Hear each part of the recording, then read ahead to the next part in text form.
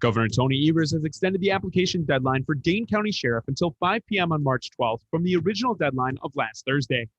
Senator Ron Johnson, who previously said the January 6th Capitol attack didn't seem like an armed insurrection, claimed on Tuesday that leftists posing as Trump supporters played a role in the storming of the Capitol. Those claims were made despite the fact that people who have been arrested for their involvement have documented histories of being Trump loyalists. You're listening to Devil Radio, 92.7 FM and WTTN 1580 AM. Warning, you are about to listen to the greatest radio show ever. And due to contractual obligations and to shield our airwaves corporate licensees from any semblance of liability, responsibility, and gullibility, we must tell you the views represented on this show are not necessarily those of this station or its management. This radio show contains differing points of view on current political topics, and due to the nature of its contents, it should be heard by everyone. Thank you for listening. 3, 2, 1. Now live from the heart of liberal Wisconsin, where the political party is just beginning. Welcome to the Devil's Advocate Show. Best friends proving it's never personal, only politics. Please allow me to introduce myself. Now here are your hosts, Dom and Crute. Welcome to the Devil's Advocates Radio Show. Dominic, are you fired up, ready to go, my little buddy? I am, Crudy. Happy Hump Day to you, Luke, on the board. Brian, en route. Thanks for stepping in, Luke. We do appreciate it. Our fair audience. Happy days, everyone.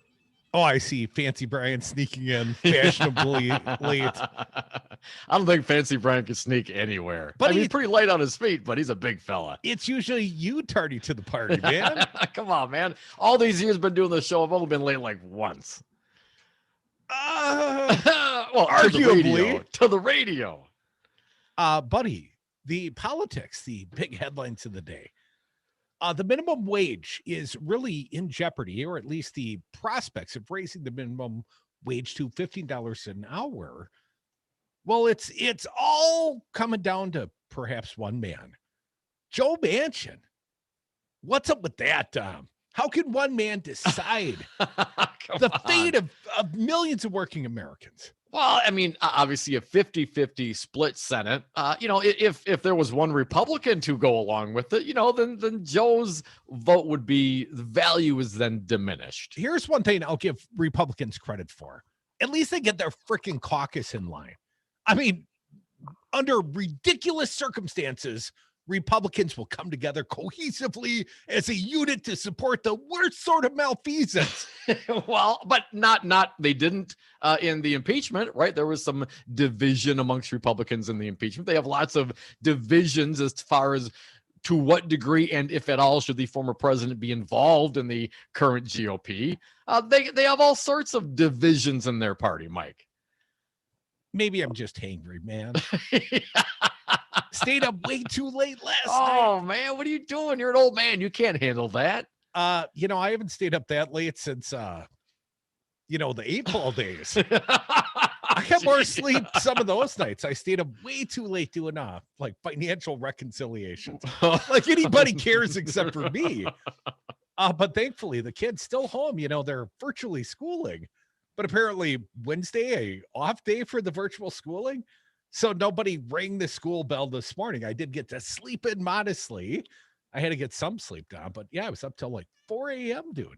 Doing the hard work, burning the midnight oil, getting that beauty sleep. And Luke, who just launched our show, Luke was just getting up to get ready to do the show right about that. Because he launches with Matt in the mornings. Life on radio, baby. Matt Flynn. Got to tune in. Set your alarm. It's worthwhile. So anyways, I'm going to be done complaining about my lack of sleep, and I'm going to get ready to complain about Joe Manchin. But Dom, please first set the stage for the audience. What's happening in the Congress today? Let's go there. Erica Werner reporting in the Washington Post. Lawmakers were awaiting a key ruling from Senate officials on Wednesday on whether Biden's proposed $15 an hour minimum wage can remain in his $1.9 trillion coronavirus relief bill. Top Senate aides from both parties huddled with the Senate parliamentarian Wednesday morning to advance arguments about whether the minimum wage increase would be allowable under the complex Senate rules that will govern consideration of the legislation. A ruling from the parliamentarian was expected as soon as Wednesday evening or Thursday.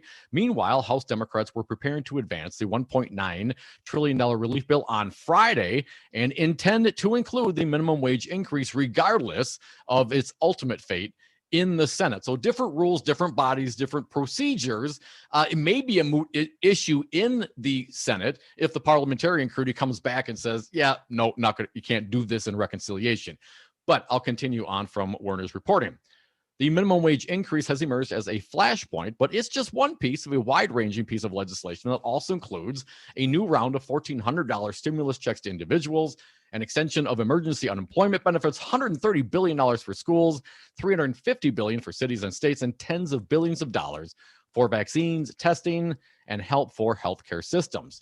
I expect that the House Democratic Caucus is going to strongly support the American Rescue Plan. We remain hopeful that the $15 an hour minimum wage increase, which takes place gradually over a period of 4 years, will be made in order, said House Democratic Caucus Chairman Hakeem Jeffries. The notion that we have people working for $7.25 an hour, which is the current federal minimum wage, is egregious in the context of all the wealth that exists in this country.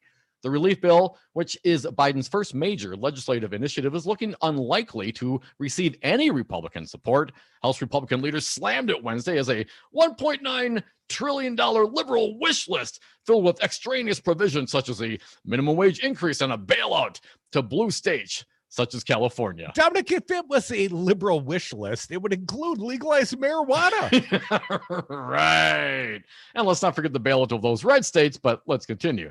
The nonpartisan Congressional Budget Office estimated recently that raising the minimum wage to $15 an hour by 2025 would cost 1.4 million jobs and increase the deficit by $54 billion over 10 years, but it will also lift 900,000 people out of poverty.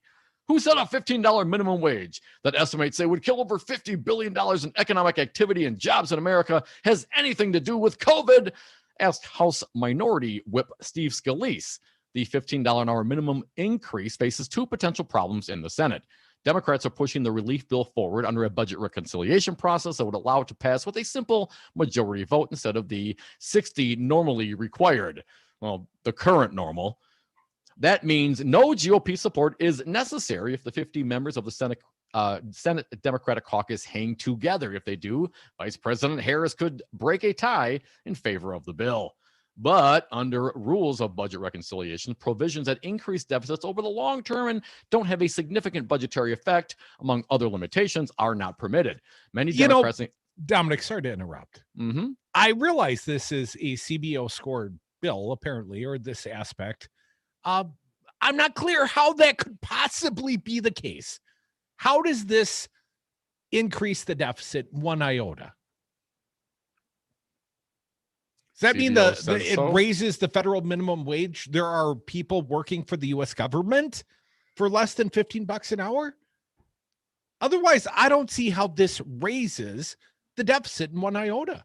I mean, if you're raising a million or more people out of poverty, presumably you're helping many of them to escape the safety net, the social safety net. The Republicans so abhor, but I know I'm not arguing with you. No, I understand. I'm just arguing with this broader point. Properly, obviously we would have to read how the CBO scored it, but perhaps looking at some of these jobs that are lost and the lost tax revenues that are associated with those lost and compare it to the amount of revenues that would be increased. Prove to me you're going to lose any jobs. I think it's just the opposite. Well, I think it's provably just the opposite. There are other estimates out there as well. So that aside, let us continue with this. Earlier estimates were from 0 job loss up to 1 million jobs lost. And somehow we've landed under the Biden administration. We've landed on the high end of the range. That's the only possible outcome being considered. Werner goes on to write that many Democrats, including Biden, have suggested they don't think the minimum wage increase will meet some of those criteria. The decision is up to the Senate parliamentarian Elizabeth McDonough. Now, we should have that answer today or tomorrow. Even if McDonough were to determine that the minimum wage increase could remain in the bill, two Senate Democrats, Joe Manchin and Kirsten Sinema, have indicated they oppose it, suggesting it won't have the votes to stay in the bill. Manchin has suggested he would like to amend the bill to bring the minimum wage increase down to $11 an hour. White House Press Secretary Jen Psaki declined to say Wednesday whether Biden would sign a bill with an $11 an hour minimum wage. Liberals, including Senate Budget Chairman Bernie Sanders, are pushing hard for the $15 an hour. The president proposed an increase in the minimum wage in his package. That's what he wants to be in the final package, Psaki said. He also was in the Senate for 36 years and has great respect for the parliamentary process. We're going to see that through. Once it's concluded, we can all talk further about the next steps. So, parliamentarian, can it be included? Can it not? Based on the rules that they have. Well, we'll find that out in the next couple of days. House, they don't care. They're going to go forward with it in there. But 2 Democrats in the Senate, Manchin and Sinema, man. Well, I heard Lindsey Graham. There's sound of Lindsey Graham, and he sounds a lot like Ron Johnson. I hate to propagate these lies, but Lindsey Graham claims that it's Joe Biden that effectively has blown up the talks with Republicans. Well, I'm thinking he's not going to earn, air quotes, any Republican votes. You know, he doesn't need you. You've made yourselves irrelevant. The only one he's got to negotiate with, apparently, is Joe Manchin. But little sliver, the only part I want to bring up, to hear Lindsey Graham tell it, there is a compromise to be had on the minimum wage. And I would say, you know, assuming, and I don't make this assumption, I'm with Bernie, man, 15 and beyond. But let's assume this does not get entered into the coronavirus relief bill. Is there actual momentum to raise the minimum wage, perhaps to $11 an hour?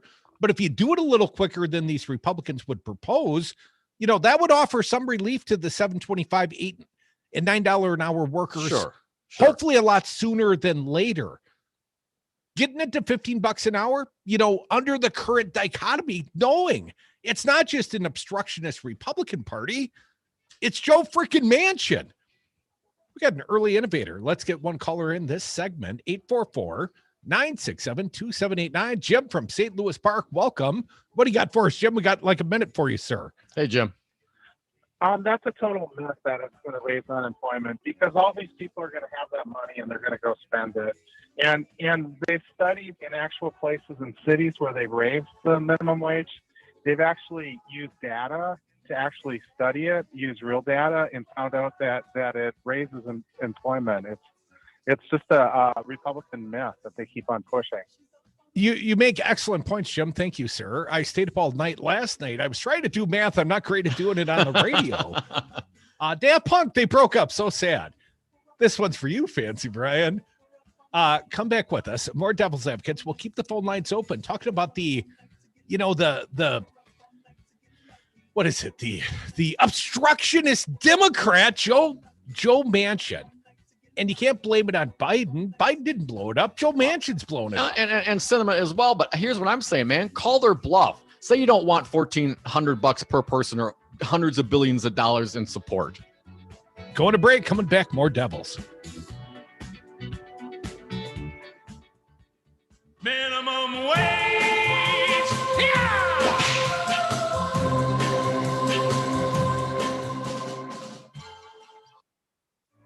When you're trying to stay safe, you want the best protection possible. And when it comes to PPE, that means Lutema.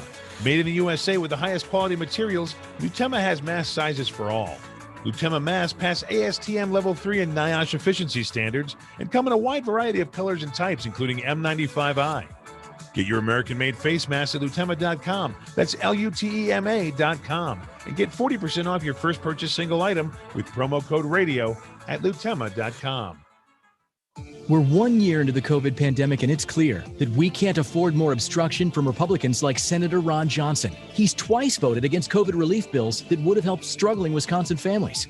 We can and we must provide people the relief they need to take care of their families. Together, we can create a better future.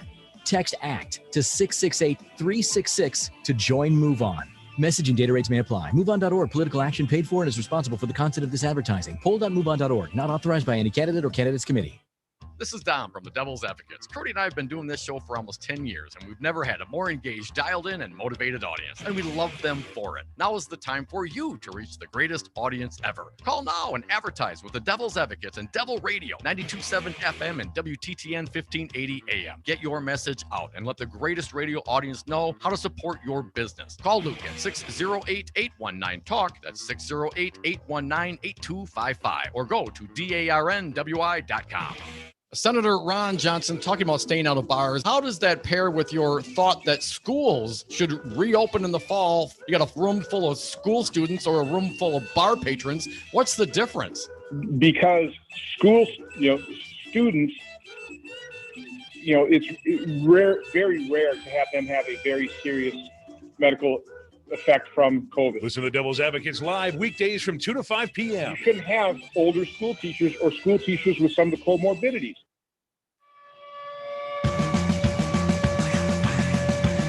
Bring it? Oh, it's already been brought in. Dom and Krutz on the Devil's Advocates. And we are back. Thank you for listening to the Devil's Advocates radio show. Phone lines always open for our audience at 844-967-2789. Crudy, going to break. Talking about Joe Manchin and this $15 an hour minimum wage, and what effect does Joe and I guess by extension another Democrat, Sinema, have on this? And I would say, as mentioned, call the bluff, man. There are other issues, other things in this bill. $1,400 stimulus checks to individuals. There are individuals in West Virginia, an extension of emergency unemployment benefits. There are unemployed people in West Virginia. Yeah, but Joe Manchin's not going to kill the entire bill. He just wants to kill the aspects he disagrees with. He wants to be able to split the infinitive with the entire American public. If he likes it, it stays. And if Joe doesn't like it, it's got to go. That's the way he wants to play. Well, you have to amend it, and you have to get senators to approve that amendment. I mean, is that the only way that goes through?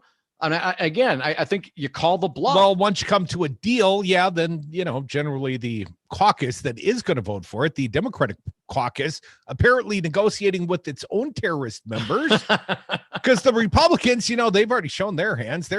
They could give a rip about the American people. They're going to claim it's too big.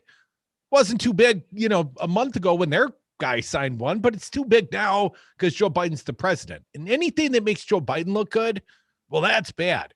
But we've got a very narrow window. And Joe Manchin knows this. He's a political creature. We all know this. If we, the Democrats, Joe Biden, if he doesn't get results for the American people in short order, it's going to be a very short-lived Democratic majority. And we could go back to another decade of fascism, perhaps the crippling of democracy. Also Joe Manchin can be the man. The annoying truth about Joe Manchin, I get annoyed about a lot of things. That just happens to be the headline at the Raw story. Terry Schwerdren, DC Report, originally published this piece.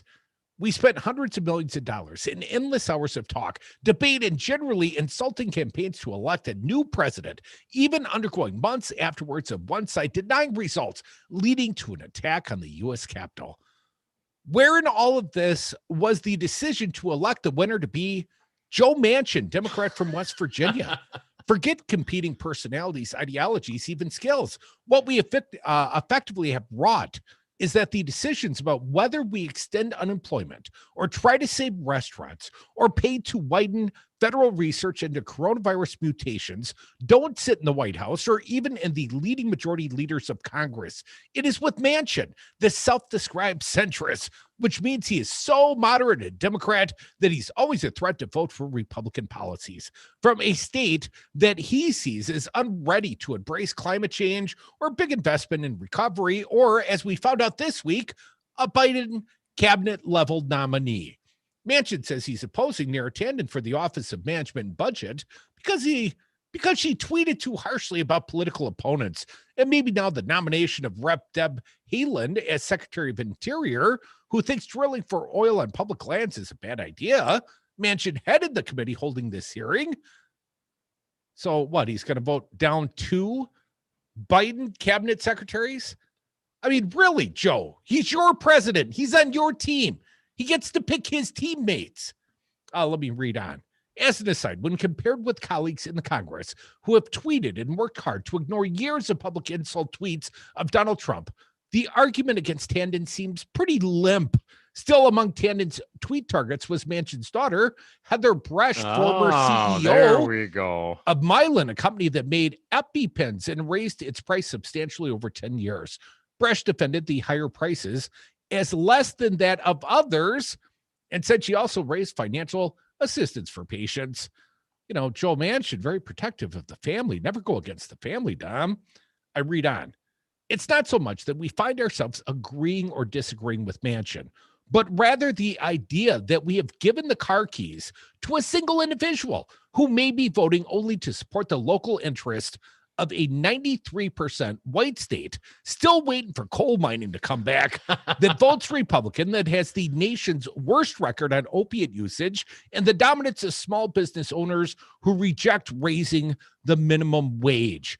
With U.S. Senate split down the middle, Manchin's vote has become the vote for a Democratic agenda, followed closely by the support of sort of Democrat Kristen Sinema of Arizona and one or two others. Indeed, one hears Manchin's vote more linked to that of Susan Collins, Republican, than to the Democratic majority.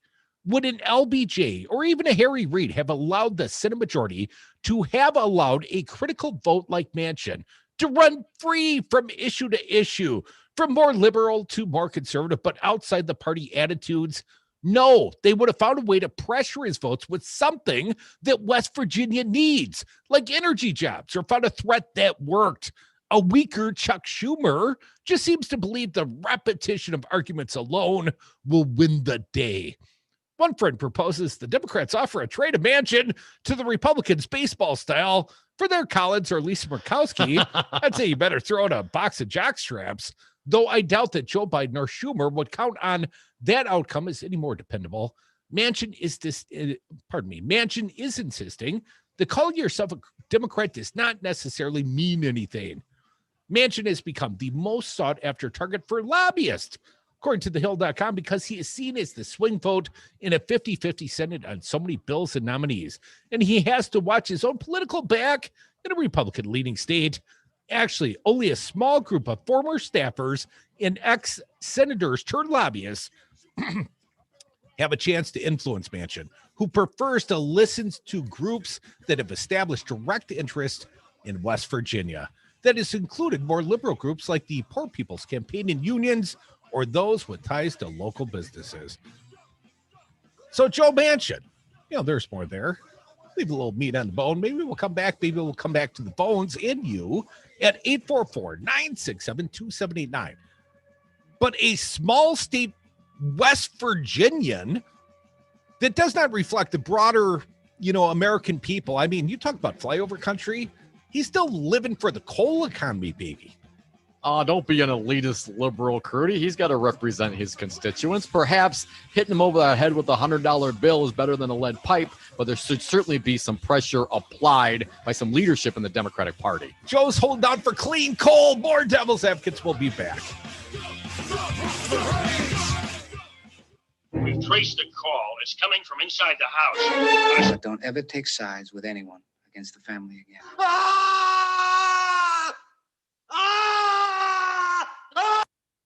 I am once again asking you to listen to Devil Radio, 92.7 FM. I believe they have the moral fiber to create a progressive movement in Wisconsin and indeed in America.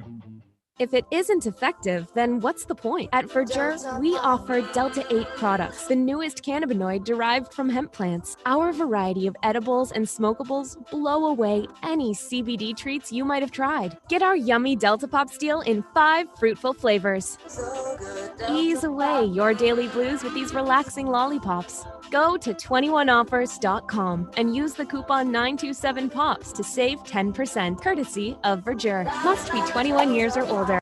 Hey, Dom, is your carpeting starting to have a little bit of a funk to it? That's a bit of a personal question, Crudy. No, I know this is a really busy time for one of our sponsors, Zero Res of Madison. People want a cleaner, healthier home. You mean spending the entire quarantine locked in with bacteria and allergens isn't healthy? Who knew? You want to get it professionally cleaned well before it gets funky. Even if you vacuum frequently, I vacuum a lot. You still need to get it professionally cleaned. Schedule your carpet cleaning online at ZeroResMadison.com. Tell them the Devil's Advocate I'm Ed Donahue with an AP News Minute. This is what it is, an accident. Los Angeles County Sheriff Alex Villanueva says there was no indication at the scene of yesterday's crash that Tiger Woods was using any drugs or alcohol. That was not a concern at the time, so therefore, obviously no field sobriety test and no DRE, drug recognition expert, needed to respond to do any further assessment of that. Villanueva says that area has seen its share of crashes in the past. From January of last year to Tiger Woods incident, that's a total of 13 accidents, 4 of them with injuries. Woods' SUV struck a raised median, crossed into oncoming lanes, and flipped several times. The crash caused what are being described as significant injuries to Tiger Woods' right leg. Some of his fractures went through the skin and were stabilized by a rod, while screws and pins were used for his ankle and foot injuries. I'm Ed Donahue.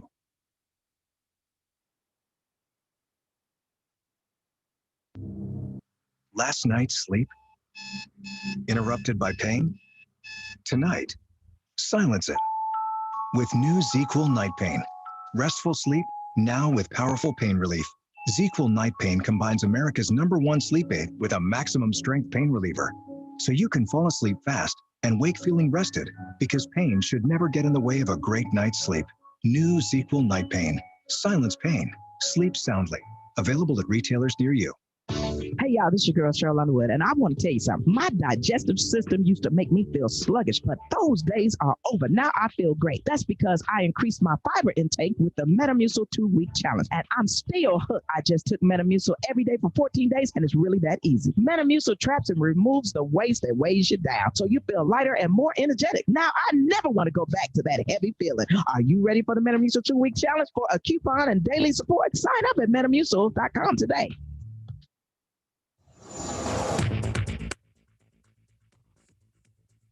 For Devil Radio, 92.7 FM and WTTN 1580 AM, I'm Luke Mathers with your headlines for Wednesday, February 24th.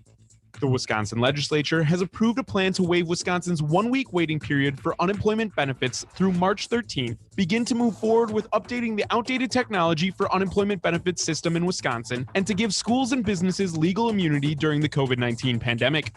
The state assembly voted unanimously in support of the bill on Tuesday afternoon.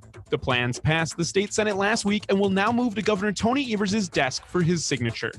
Forecast of partly to mostly cloudy skies today with winds around 15 miles an hour throughout the afternoon, high today of 39 degrees. Clear to partly cloudy skies in the forecast tonight with temperatures expected to drop down to around 20 degrees. You're listening to Devil Radio, 92.7 FM and WTTN 1580 AM.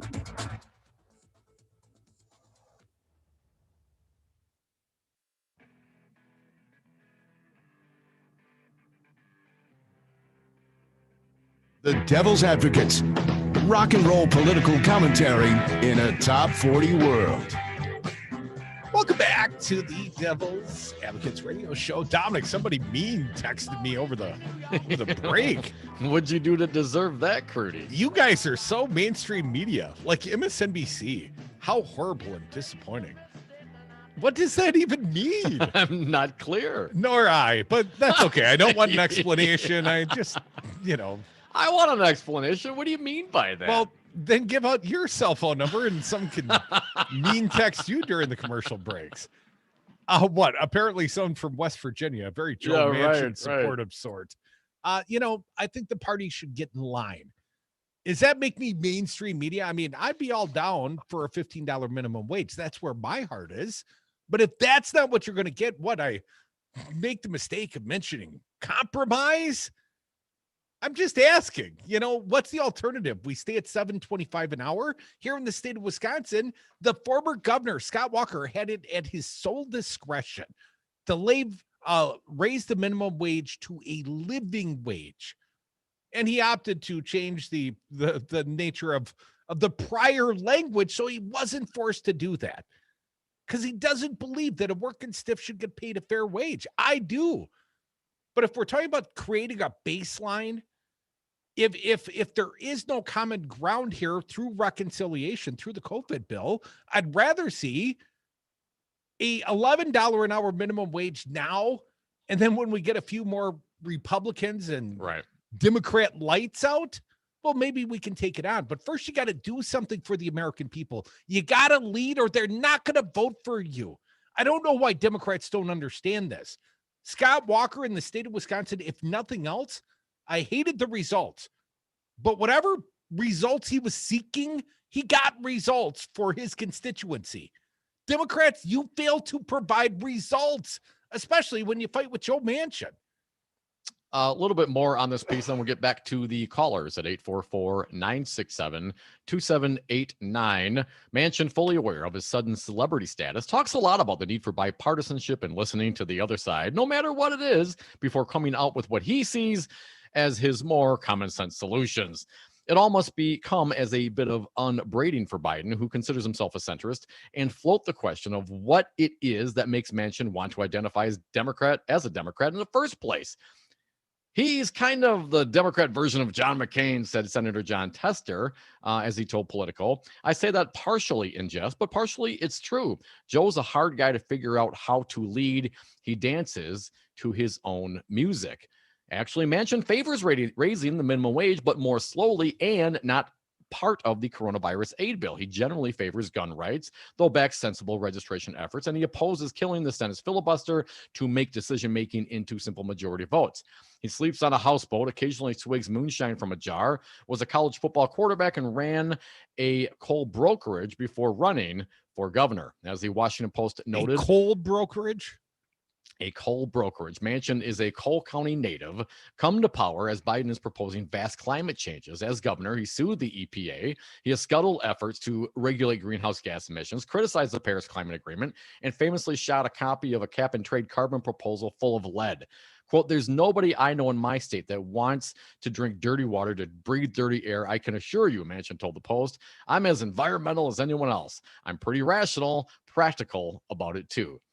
Based on reports from his Senate colleagues, Manchin often does succeed at changing minds, including getting Republican Steve Daines from Montana and James Lankford from Oklahoma to stand down from their election challenges in the hours following the attack on the U.S. Capitol.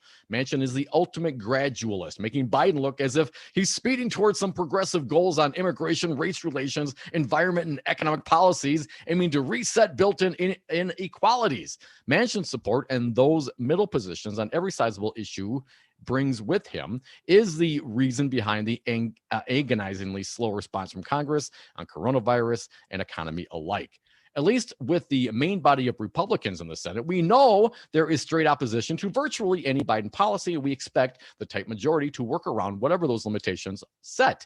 So expect to see Bernie Sanders, the new head of the Budget Committee, for example, maneuvering to use the more arcane rules of reconciliation to move Democratic bills through the process. But it is annoying to me to see a single individual, Democrat or Republican, insisting that he or she is the center of the political universe. It's more annoying when I thought I voted for the program of a party that I favored.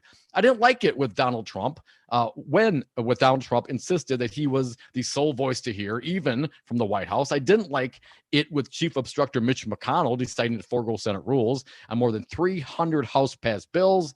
We didn't vote for Joe Manchin to be the decider, writes Terry Schwadron at the DC Report. We found it at the Raw Story.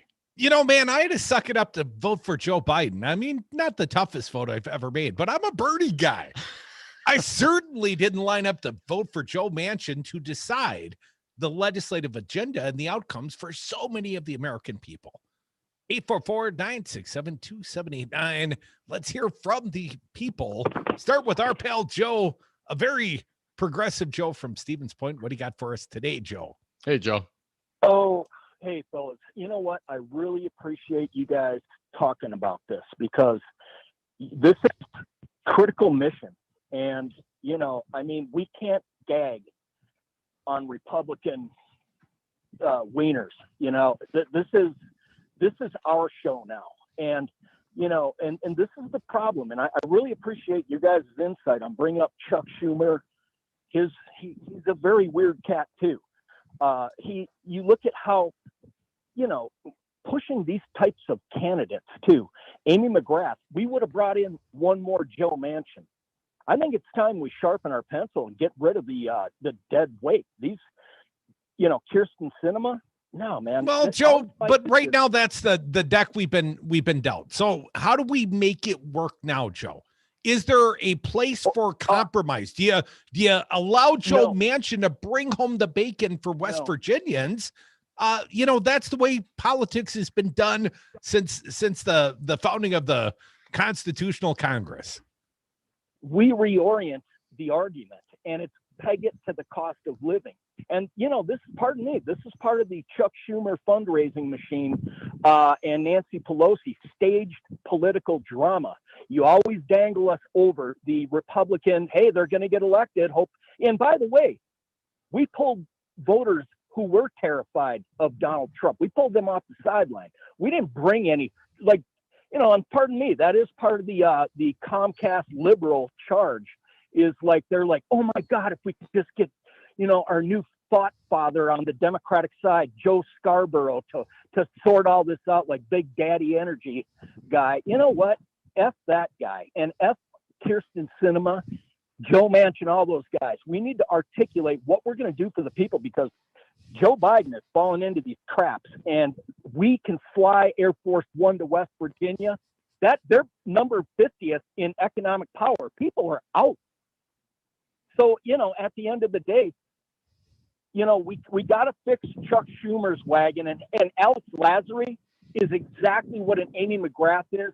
A weak candidate, a billionaire, a bank account for the DNC, nothing more. He's a joke, but that's our joke. And for us always bellyaching about how bad the Republicans are, we're gonna bring Republican power right back to life by being inactive and just sitting here and dinking around. We know peg the minimum wage, get some people. Hey, they did Medicare for all in Texas. In this last thing, I didn't hear a peep about it because Comcast liberals don't care about that. They're like the Hill. They wrote their headline this morning, Joe Manchin flexing his muscles. Look at that. If Bernie Sanders or the progressives would have done it, they would have said, oh my God, look at the progressive terrorist tanking the Democratic Party, going too far to the left, headlines, It's a joke, man, but Joe, I'm going to cut you off there because I'm having a really hard time following the many tentacles of this conversation. Are we mainstream media or not? I'm getting conflicting reports here. Joe, thanks for the call, man. Always love your passion. And certainly, the centrist types sometimes are going to go against what, more progressives would rather have happen. But, as Curdy mentioned, we are in the situation is where we are. We could you do the head count, see where this thing is at and what kind of pressure. I think you're right. I think when Vice President Harris went into the media market, Manchin, it took some issue with that. I think you're right. You fly Air Force One down there. I think perhaps you work some of the Green New Deal efforts into West Virginia. Obviously, those are jobs that are directly affected. They have issues in that state. I think you do a little stick and carrot, and perhaps at the end of the day, you may let Joe Manchin make that call. If he's going to say no to all the support for his constituents simply because he's not quite ready to spread the gap on a few bucks on a minimum wage increase, that's his call, and he'll go down for that. His own people will take him down.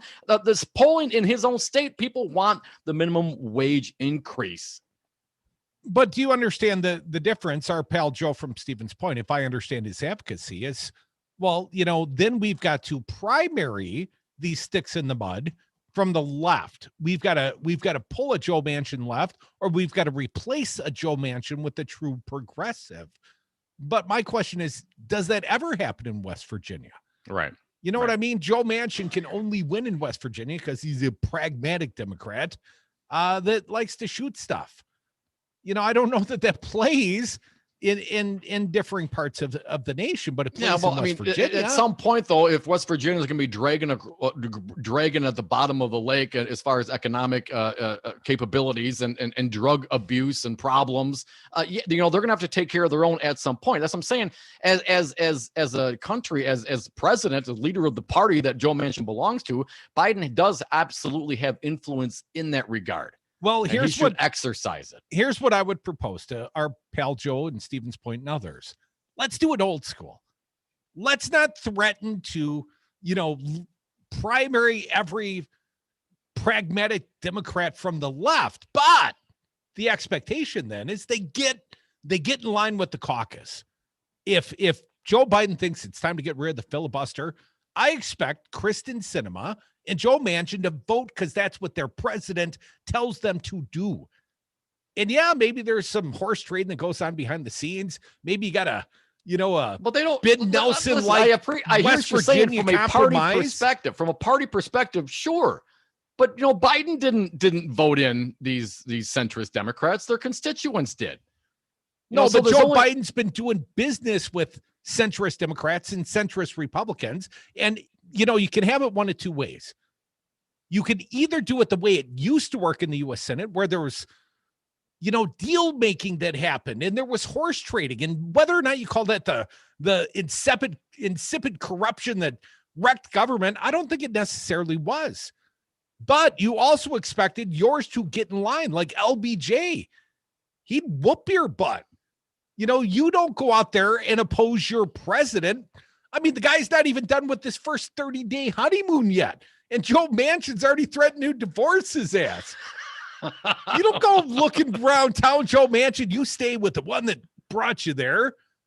And if that doesn't work, then we do the Joe from Stevens Point method. Well, we primary all the bastards. Then the sex has got to be a little bit better. Then, and perhaps they should go on vacation and have a couple of drinks and smoke a joint, because that's really what matters. Joe Manchin needs hotel sex with Dominic. Kurt from Madison, welcome.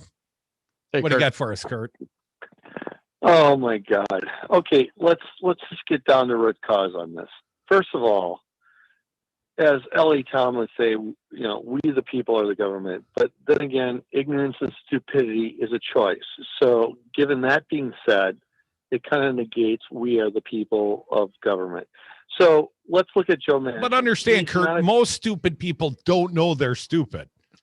I've met a lot of them. I try to tell them all. The best line from Abbott and Costello is, "I'd rather be ignorant, because ignorance is bliss," right? You don't know you're stepping on your own wah-wah. So anyway, let's look at Joe Manchin. He's not a Democrat. Let's identify what he is. He's a blue dog. And West Virginia has nothing to offer its people. It's a broken state. The only thing it's got is coal, and coal is dead. So stop looking at him as being a Democrat. Now, I can't speak for Sinema. I don't know much about her. But let's just focus on Manchin. Well, Kurt, you're going to have to hold that thought. Come back with us. More Devil's Advocate. Sorry, we're out of time in this segment, but we got another one coming right along at 844-967-2789. Oh, no. Oh, no, no. No. Oh, no. Would that be obstruction? Yes. The Devil's Advocates. U.S. Senator Ron Johnson, our friend, live via phone. What about simply raising the age of weapons purchases to 21 years of age? We're sending 18, 19, 20, 21-year-olds over to Afghanistan, and they're dying. They ought to be able to vote. They ought to be able to have a beer, and they ought to be able to buy a gun to hunt with as well. Are you suggesting we lower the drinking age? No. Can't they do that now? What is the age nowadays? It's 21, sir. We drink when we toast. We toast when we drink. Yikes. The people voted to give Democrats a mandate for bold action.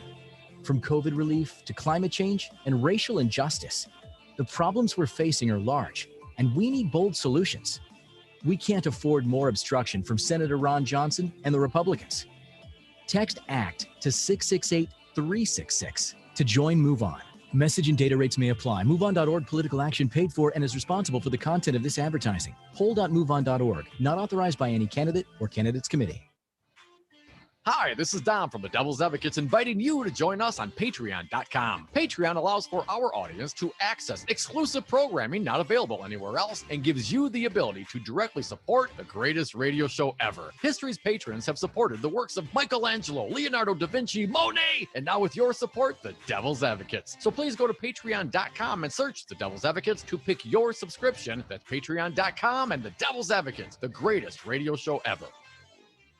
The Devil's Advocates. Ass, grass, or cash. Nobody rides for free. Santa, what if the kids have unrealistic requests? Like they want a dog for Christmas, and the parents don't want to get another dog for Christmas. Actually, Santa doesn't carry live animals.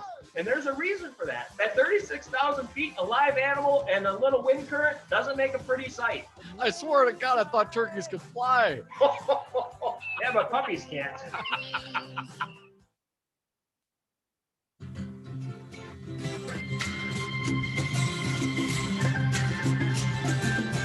The Devil's Advocates, the fix for political junkies everywhere. And we are back. Thank you for listening to the Devil's Advocates radio show. Phone lines are open. Going back to them momentarily at 844-967-2789. I got a solution here, Crudy. How about we have the federal minimum wage raised to $15 an hour in every single state except West Virginia? Let West Virginia go at 11 and just move along. See how his constituents like that. Well, states' rights. We're going to allow states to opt out. How'd that work out with the ACA? Know what I'm saying? How'd that work out with the ACA? Still waiting for states like the great state of Wisconsin to do the right thing and expand Medicaid. We've blown off billions of dollars that would have provided greater access to healthcare for like 80,000 poor Wisconsinites. And Republicans to this day say, no way we're going to have another massive expansion of welfare. Welfare. It's all welfare. Despite the fact they utilize about 30% federal dollars to prop up the state budget in the great state of Wisconsin. And we already accept Medicaid and Medicare in the state. So, they're not problematic with the current machinations, but to do the right thing and expand it, well, that's bad. So, ultimately, Dom, so what is it then? With Manchin in West Virginia, does he truly believe that the business owners in his state are unable to provide a living wage for their employees? Does he believe that this is somehow going to break the bank for this country? Should we have an armpit state exemption?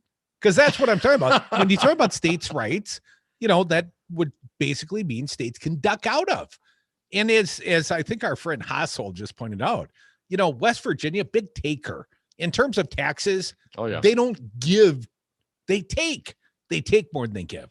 And they got a lot of problems. And Mike said, and they got the worst tooth decay in America. I don't know if that's true or not, but I know the meth is bad for the teeth. Well, the meth, the opioids, the coal soot in the lungs and in the rivers. A lot of bad things happening with West Virginia, and you'd think they'd want to turn towards the future economies, the green-driven economies. But West Virginia is still holding out. I mean, Donald Trump got a lot of mileage out of what? Saying he's bringing back the coal jobs. Well, like I said, I'm only half saying in jest. I think Manchin's still holding out for, the coal rush. But you've got to lead your people into the next century. Well, and you can listen. There's only so much pressure you can apply. There's only so much you can do. Joe Manchin is ultimately going to make that determination on his own. That's assuming the Senate parliamentarian allows for this to be in the reconciliation. I mean, this may be all for naught if that does not happen. 844-967-2789. Mark from the SAC. Welcome back. What do you got for us, Mark? Hey, Mark. Well, we got to send Joe Manchin back on that country road that John Denver sang about, and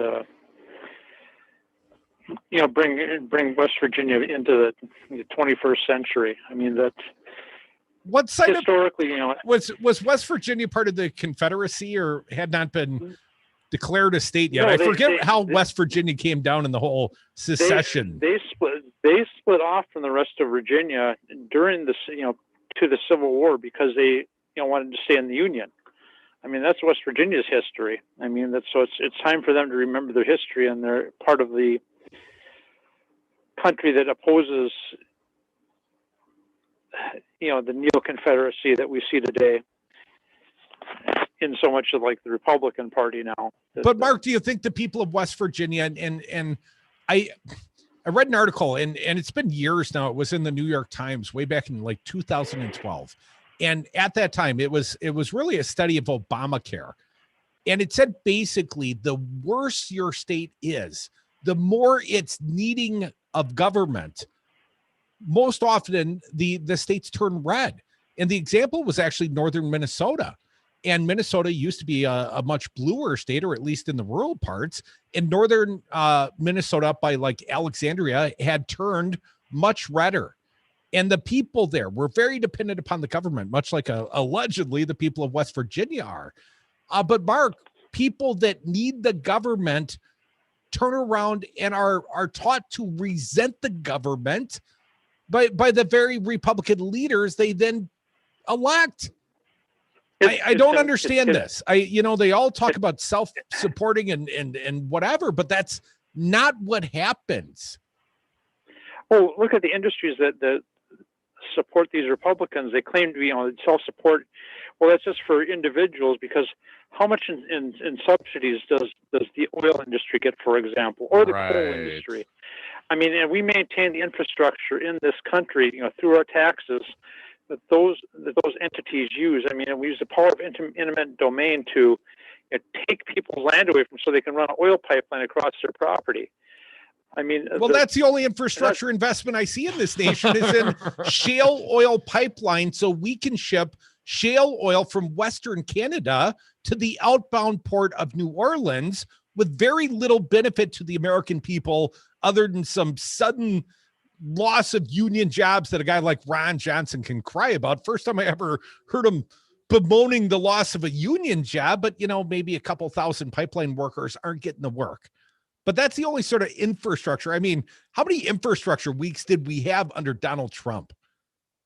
Every other what week. They build, other than a couple of panels on the wall that Mexico never apparently paid for. The check's in the mail. Thanks for the call, Mark. 844-967-2789. Phil from Minneapolis, you are next. Welcome, Phil. What do you got for us? Hey, Phil.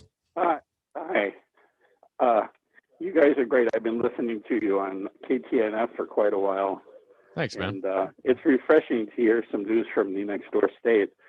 The one thing that people should remember about the coal industry, somebody should remind Senator Manchin, or maybe take him.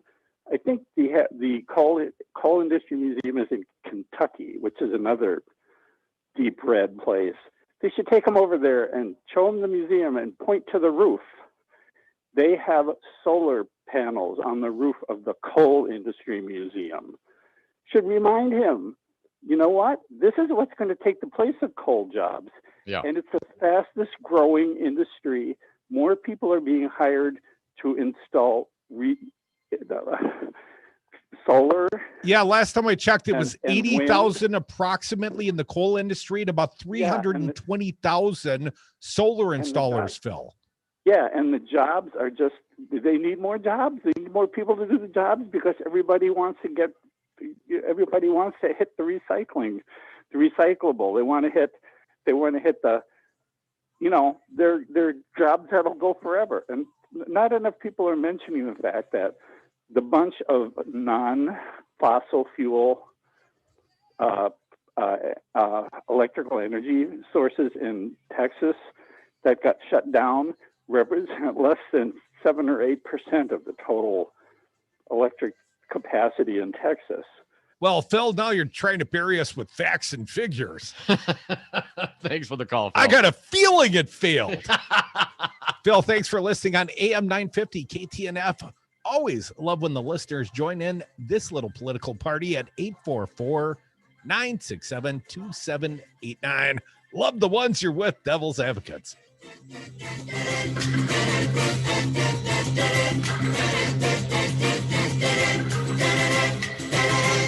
Clean coal, really clean coal. Calling the nations they come from holes. Beautiful, clean coal.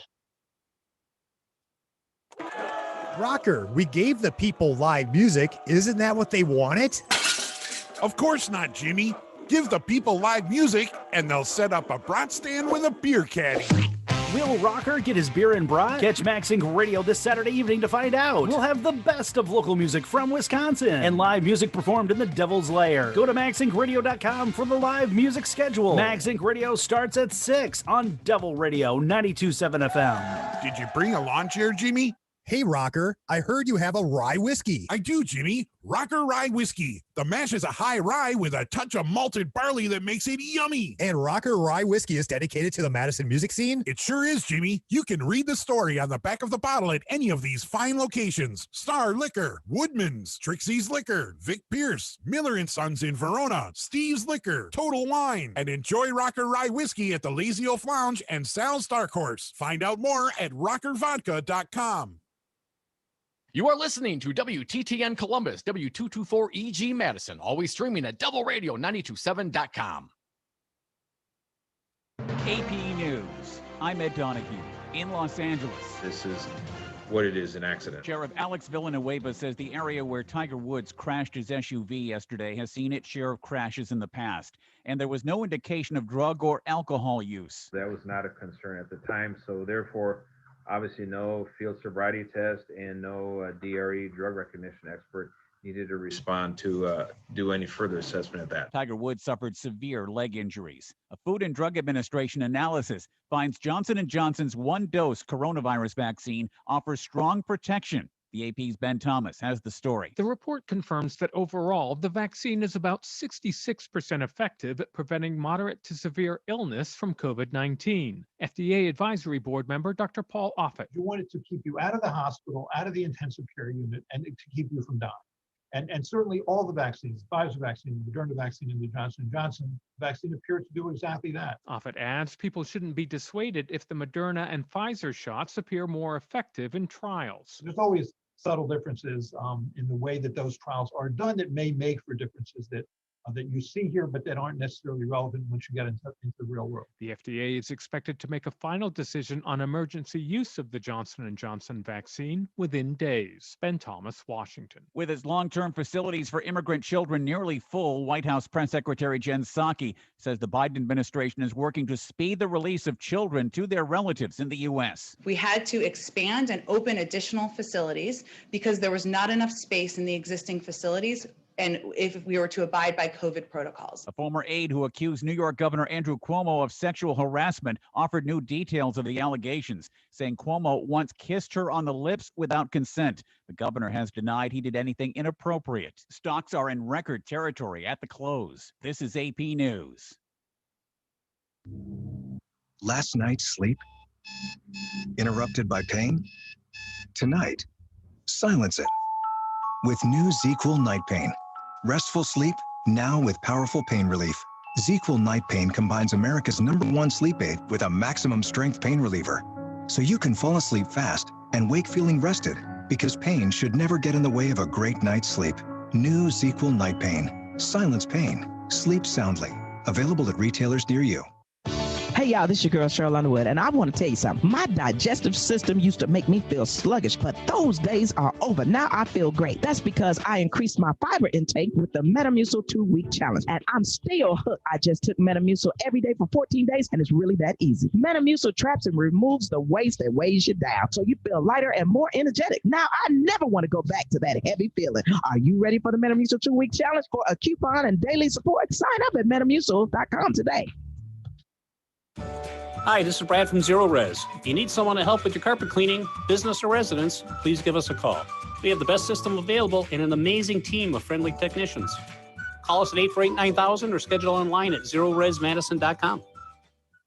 We're 1 year into the COVID pandemic, and it's clear that we can't afford more obstruction from Republicans like Senator Ron Johnson. He's twice voted against COVID relief bills that would have helped struggling Wisconsin families. We can and we must provide people the relief they need to take care of their families. Together, we can create a better future. Text ACT to 668-366 to join Move On. Message and data rates may apply. MoveOn.org, political action paid for and is responsible for the content of this advertising. Poll.moveon.org, not authorized by any candidate or candidates committee.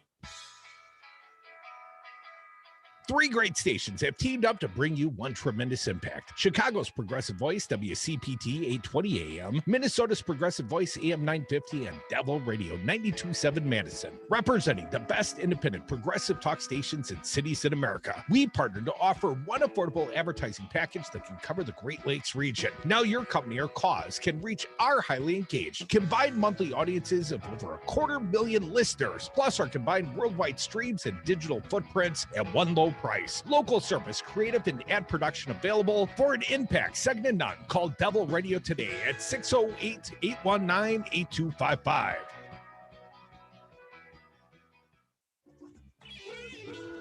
Stream the Devils and Progressive News and Talk 24/7 at the Devil's Advocates Radio Network, Wisconsin. That's DARNWI.com. That's DARNWI.com.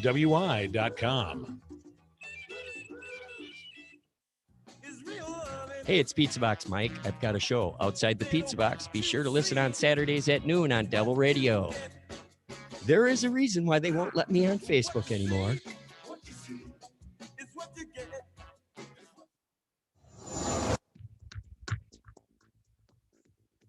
For Devil Radio, 92.7 FM and WTTN 1580 AM. I'm Luke Mathers with your headlines for Wednesday, February 24th. The Madison City Council approved a revised loan and development agreement for a large apartment and grocery store development on the south side of Madison. The $42 million project is being run by Rule Enterprises, a Black-owned Milwaukee-based development company, and Moving Out Incorporated, a Madison nonprofit. The development will bring 150 housing units and a 24,000 square foot grocery store to the vacant Truman Olson property on Park Street. The Wisconsin Department of Natural Resources announced all wolf hunting zones to close today at 3 p.m. As of 3 p.m. yesterday, 82 of the 119 wolves allowed to be hunted statewide were reported to the DNR. Hunters and trappers registered those numbers in just 39 hours and exceeded the kill limits in 2 of 6 management zones. You're listening to Devil Radio. Warning, you are about to listen to the greatest radio show ever. And due to contractual obligations and to shield our airwaves' corporate licensees from any semblance of liability, responsibility, and gullibility, we must tell you the views represented on this show are not necessarily those of this station or its management. This radio show contains differing points of view on current political topics, and due to the nature of its contents, it should be heard by everyone. Thank you for listening. 3, 2, 1. Now live from the heart of liberal Wisconsin, where the political party is just beginning, welcome to the Devil's Advocate Show.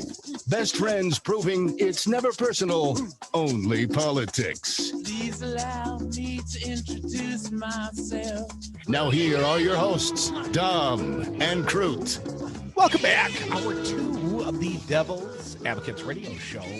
And Dominic, we're going to turn this conversation just a little, ever so slightly, to perhaps the prospects of a Green New Deal, a green post office. Oshkosh Corporation in the state of Wisconsin has gotten a huge new contract, like 165,000 new vehicles on behalf of the USPS. And I'm not even clear that they're talking about electric vehicles, Dom. Internal combustion motors, maybe some mix. Yeah, the reporting I read, it's up to the post office to determine the mix of vehicles. So DeJoy, the Trumpster, still making decisions about the future of the USPS. So here's the broader point, and I'm going to ask this question. We'll go to the phones, 844-967-2789. What would it take to get you to go green? Because I know I'm squawking about Joe Manchin coming from coal country, but there ain't no solar panels on my roof. And last time I checked, Dominic, you got 2 Cadillacs, a big one and a bigger one. I do. I got the baby blue, man. My 1976 Cadillac Eldorado convertible was my grandmother's car. The great news about that car, often you don't actually have to drive to your destination. You can just travel from the back seat to the front seat, and you probably arrived. That thing's a boat. It's like the Queen Mary. 844-967-2789. Alan from Minneapolis has been holding on. Appreciate your patience, sir. What do you got for us? Hey, Alan. Hi. I was going to say that down south, when the state succeeded, every county voted, and the counties that did not succeed, you can find out by looking in the Emancipation Proclamation, because they were all excluded. And West Virginia was made a state after the Civil War. So it didn't have a position on slavery? How about as a territory, sir? I guess I hadn't ever specifically Well, looked at West Virginia's history. It was part of Virginia. It was part of Virginia. And those counties did not succeed. And the reason we have the little finger that goes up between Ohio and Pennsylvania was because we had agreed with England that we would not settle north of the Ohio River. But we weren't getting anybody settling, so they contacted with people up there. Alan, and of course, fascinating history of the great state of West Virginia. Maybe I shouldn't cast aspersions like Donald Trump does on third world nations. It's all part of the greater United States, and people are certainly needy there. But don't you think that offering them a Green New Deal might be advancing the state of West Virginia or Kentucky or hell, Wisconsin or Minnesota or Northern California, anywhere where you can hear my voice right now? I would see an investment in the future technology of our nation. And obviously it's time. It's time to stop pretending that we're not burning up our earth. I know that James Imhoff and, climate change deniers like Mark Morano, you invited him on the show one time. Yeah, it's been a while. We should reach back out. Yeah, maybe not. Just like I'm not sure if we should ever bring climate change deniers like Ron Johnson back. But the fossil fuel industry has made a carpet industry out of buying U.S. senators and congressmen. And there is a direct line between their opposition to science and climate change and the fact that they're getting paid to be blissfully ignorant on these topics. And if there was a better incentive, we talk about the perks of depletion. The oil industry, when you drain the well of all the oil, you get to claim the lost raw product is a write-off.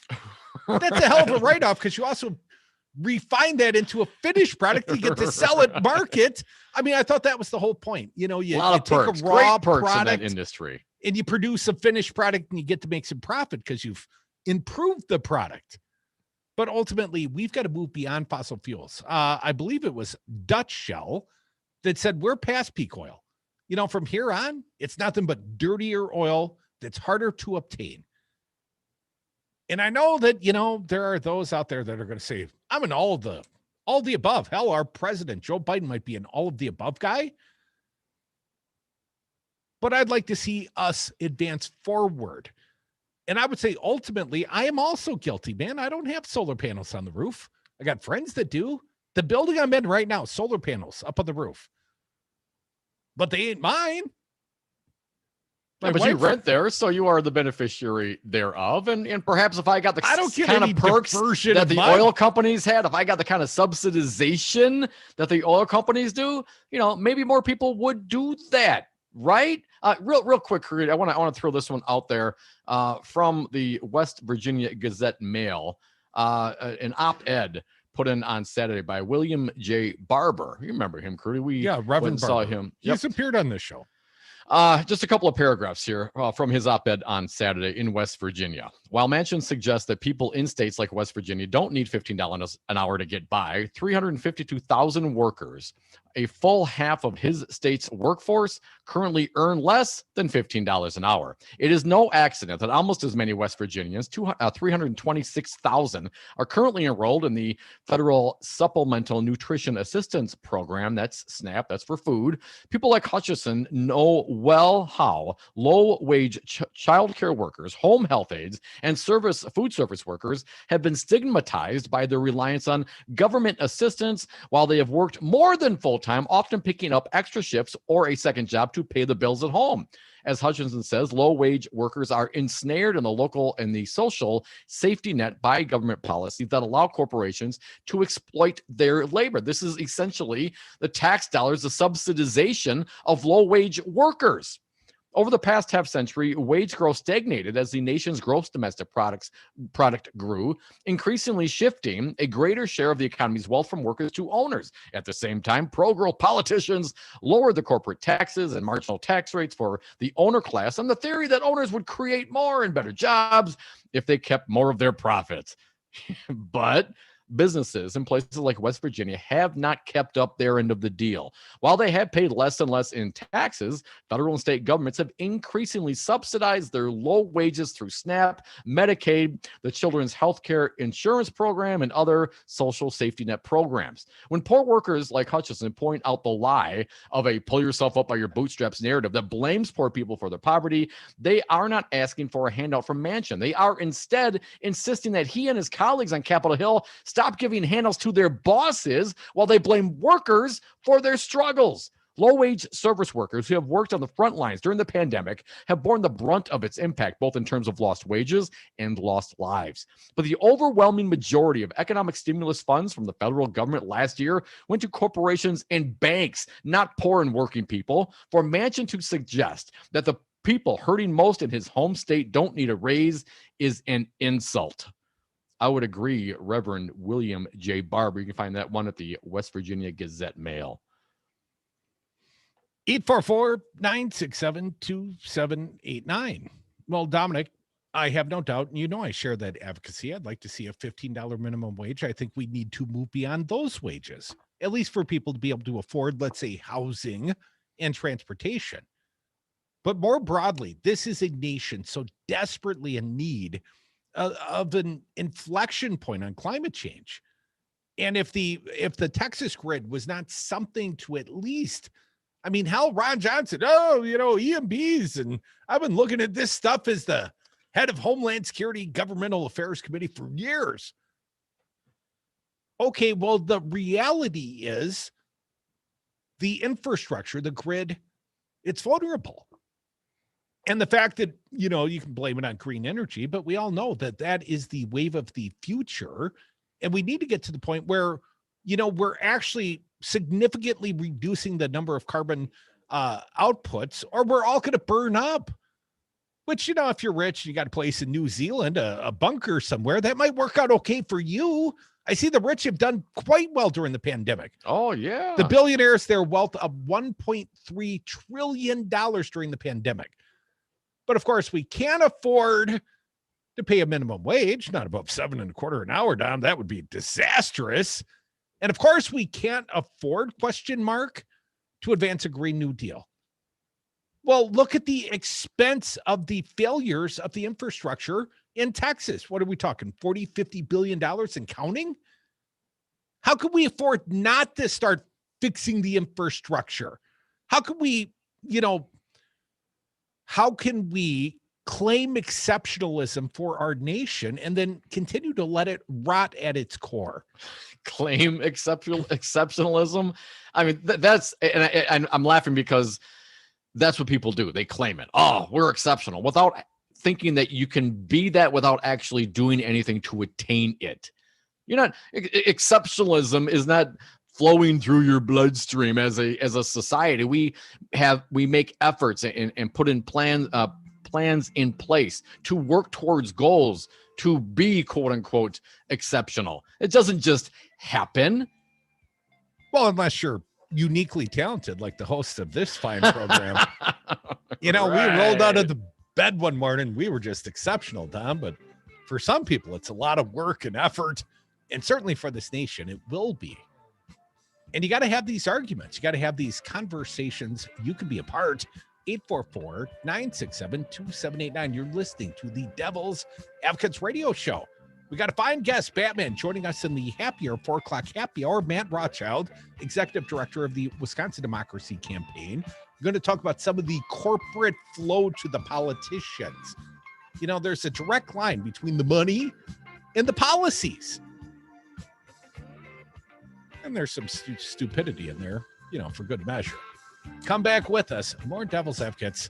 844-96-PARTY. If you don't eat your meat, you can't have any pudding. How can you have any pudding if you don't eat your meat? You don't eat your meat. Yes. You behind the grandstand. Can you have any pudding? Don't ladder. Well, you haven't got the knack of being idly rich. You see, you should do like me. Just snooze and dream. Dream and snooze. The pleasures are unlimited. It's called the American dream because you have to be asleep to believe it. The Devil's Advocates. There are lots of people that haven't made up their mind on this race. And you think, how could that be? No, there are.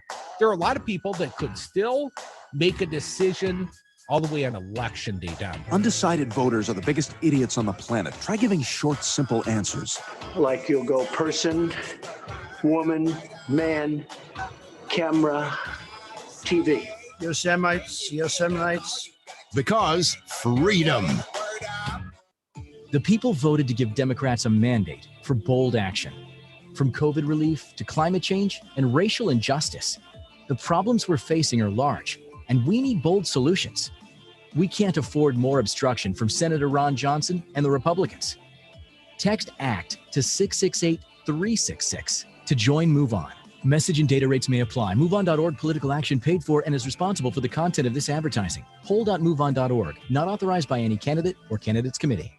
This is Dom from the Devil's Advocates. Cody and I have been doing this show for almost 10 years, and we've never had a more engaged, dialed in, and motivated audience, and we love them for it. Now is the time for you to reach the greatest audience ever. Call now and advertise with the Devil's Advocates and Devil Radio, 92.7 FM and WTTN 1580 AM. Get your message out and let the greatest radio audience know how to support your business. Call Luke at 608-819-TALK. That's 608-819-8255. Or go to DARNWI.com. Right? What does your church tell you about when people say that they're the second coming of God? My reason tells me the man is certifiable. I want your opinion, Gary. I would say anybody who comes back and says that, I would say you'd be the Antichrist. I am the chosen one. So Trump is the Antichrist then, Gary, by that logic? No, I'm not saying he is, but I'm But saying he you gotta- said he's the chosen one. I am the chosen one. Gary, by your God? biblical Chosen one from logic, God? Donald Trump is the Antichrist.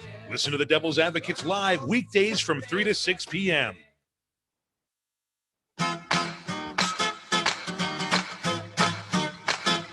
The Devil's Advocates. We drink when we toast. We toast when we drink. And we are back. Thank you for listening to the Devil's Advocates radio show. You can be a part of this fine program. Just pick up the phone, call us toll free, talk or text at 844-967-2789. Dominic, it's completely off topic. I didn't play Tequila for You for a change. Thank you, Fancy come on. Ryan. In this instance, we're playing it for Bruce Springsteen, who apparently got fined $540 for drinking tequila in a U.S. national park. And you can't drink tequila?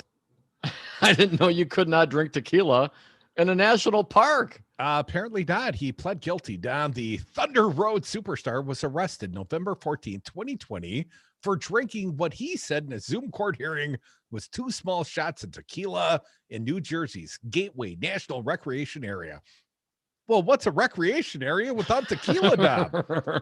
Springsteen was also charged with reckless driving and driving under the influence. 2 charges the court dropped on Wednesday, with the government saying it would not be able to provide sufficient evidence to prove them. Although the fact that he was driving around with the top off the Jeep in the middle of winter was a dead giveaway. Appearing in a black jacket and sweater over a collared button-up shirt. I'm glad it's not just women that they critique the clothing on. Apparently also rock and roll stars. He was driving a Jeep. I thought he was driving a motorcycle. I guess I've heard different reports. I'll just read. Appearing in a black jacket and sweater over a collared button-up shirt, the 71-year-old rock icon was calm and cordial as he acknowledged consuming the alcohol in the park despite knowing it was illegal. Oh, I guess he did know that. After he initially entered a not guilty plea to all 3 charges, the defense and prosecution agreed Springsteen would plead guilty to drinking in a closed area charge in exchange for dismissing the others and avoiding a trial.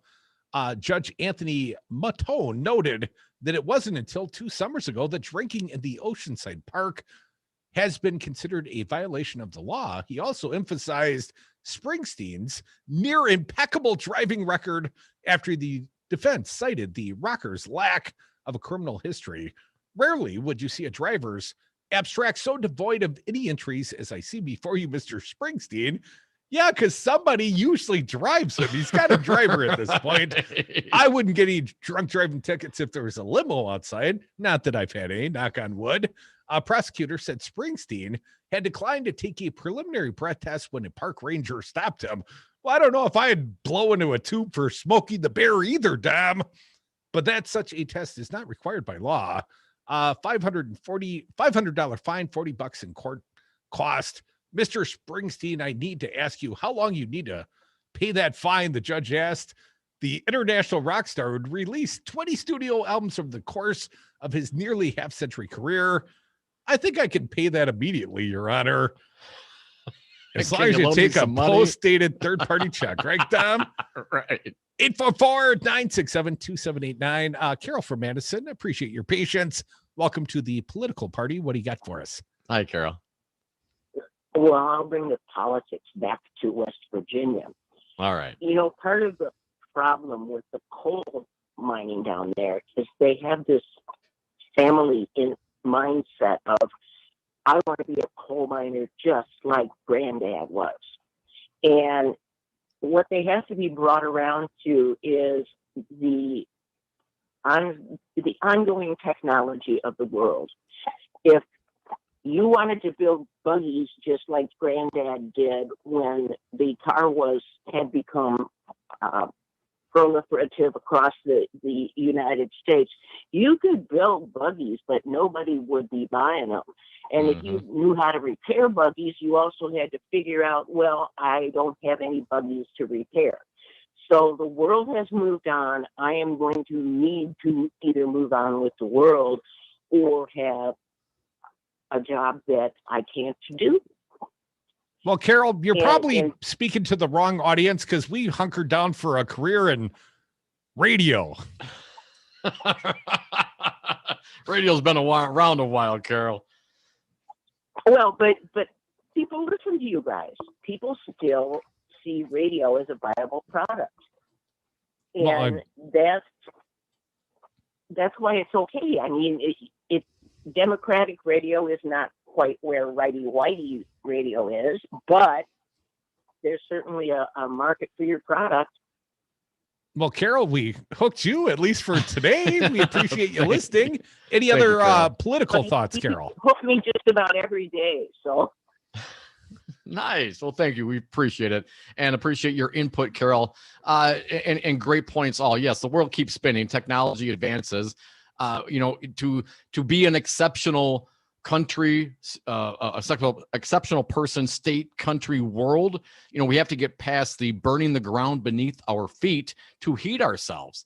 As a society, as a human race, we have to move beyond the internal combustion engine. We have other sources out there.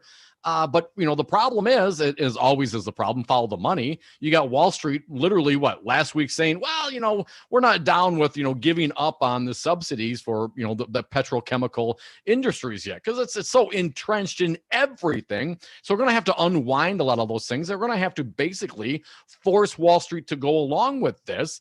And it's not just, of course, the economical issues, it's the environmental issues. How much longer can we do this? Well, that depends, Tom, on how long Joe Manchin has a seat in the U.S. Senate. Tequila. You drinking some right now, little buddy? Oh, no, it's not happy hour yet, man. It's too early for that? Yeah, another half hour or so. I stayed up way too late last night. If I were to have a alcoholic beverage, I might be sleeping in the happy hour. That could not happen. That wouldn't be happy at all. You better wake me up, please, folks, at 844-967-2789. Coming back, more Devil's Advocates, more of your phone calls as well.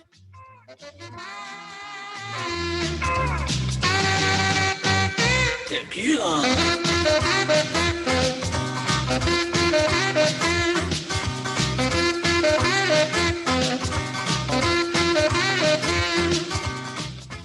And Republicans done something remarkable.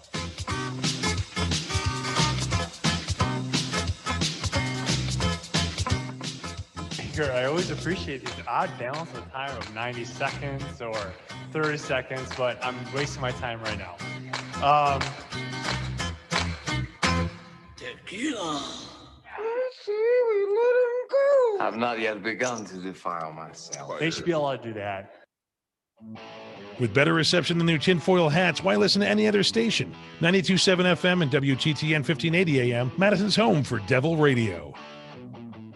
Hey folks, Patrick here from Pegasus Games, here to remind you that we're open for all your at-home gaming needs, both online at pegasusgames.com or in-store from noon to 6, with extended hours on Saturday and Sunday morning from 10 a.m. to noon for high-risk customers. From our new line of puzzles to pass the time, to the perfect board game to reconnect with family and friends. Walk-ins welcome or curbside pickup available over the phone or online at pegasusgames.com. Pegasus Games, home to games you never outgrow.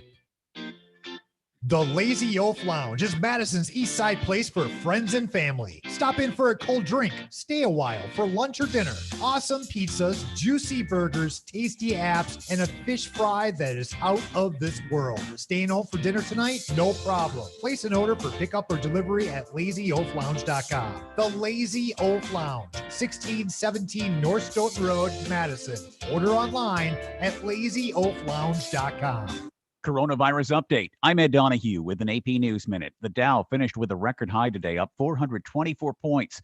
With positive reviews from the Food and Drug Administration, Jeff Zients with the White House coronavirus team is preparing for approval for emergency use of Johnson & Johnson's one-dose coronavirus vaccine. We anticipate allocating 3 to 4 million doses of Johnson & Johnson vaccine next week.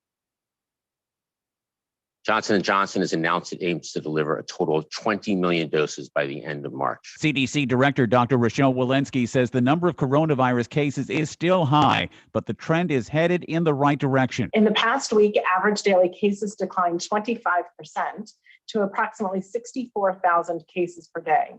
This is slightly less than the summer peak of 67,000 daily cases reported last July. President Biden plans to distribute millions of face masks to Americans in communities hard hit by the coronavirus. I'm Ed Donahue. Last night's sleep? Interrupted by pain? Tonight, silence it. With new ZQL Night Pain. Restful sleep, now with powerful pain relief. ZQL Night Pain combines America's #1 sleep aid with a maximum strength pain reliever. So you can fall asleep fast and wake feeling rested, because pain should never get in the way of a great night's sleep. New ZQL Night Pain. Silence pain. Sleep soundly. Available at retailers near you. Hey y'all, this is your girl Cheryl Underwood, and I want to tell you something. My digestive system used to make me feel sluggish, but those days are over. Now I feel great. That's because I increased my fiber intake with the Metamucil 2-week challenge, and I'm still hooked. I just took Metamucil every day for 14 days, and it's really that easy. Metamucil traps and removes the waste that weighs you down, so you feel lighter and more energetic. Now I never want to go back to that heavy feeling. Are you ready for the Metamucil 2-week challenge? For a coupon and daily support, sign up at Metamucil.com today.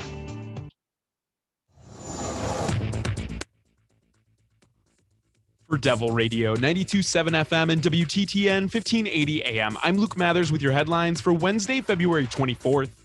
On Tuesday, Oshkosh Defense announced the United States Postal Service has selected the Wisconsin-based military vehicle manufacturer to build the next-generation delivery vehicle. The USPS awarded the company a 10-year, $482 million contract to make the new mail delivery trucks. Oshkosh will help the USPS go electric with battery electric mail carrier trucks, but the plans also include fuel-efficient, low-emission internal combustion engine vehicles as part of the contract. Forecast of partly to mostly cloudy skies today with winds around 15 miles an hour throughout the afternoon, high today of 39 degrees. Clear to partly cloudy skies in the forecast tonight with temperatures expected to drop down to around 20 degrees. You're listening to Devil Radio, 92.7 FM and WTTN 1580 AM.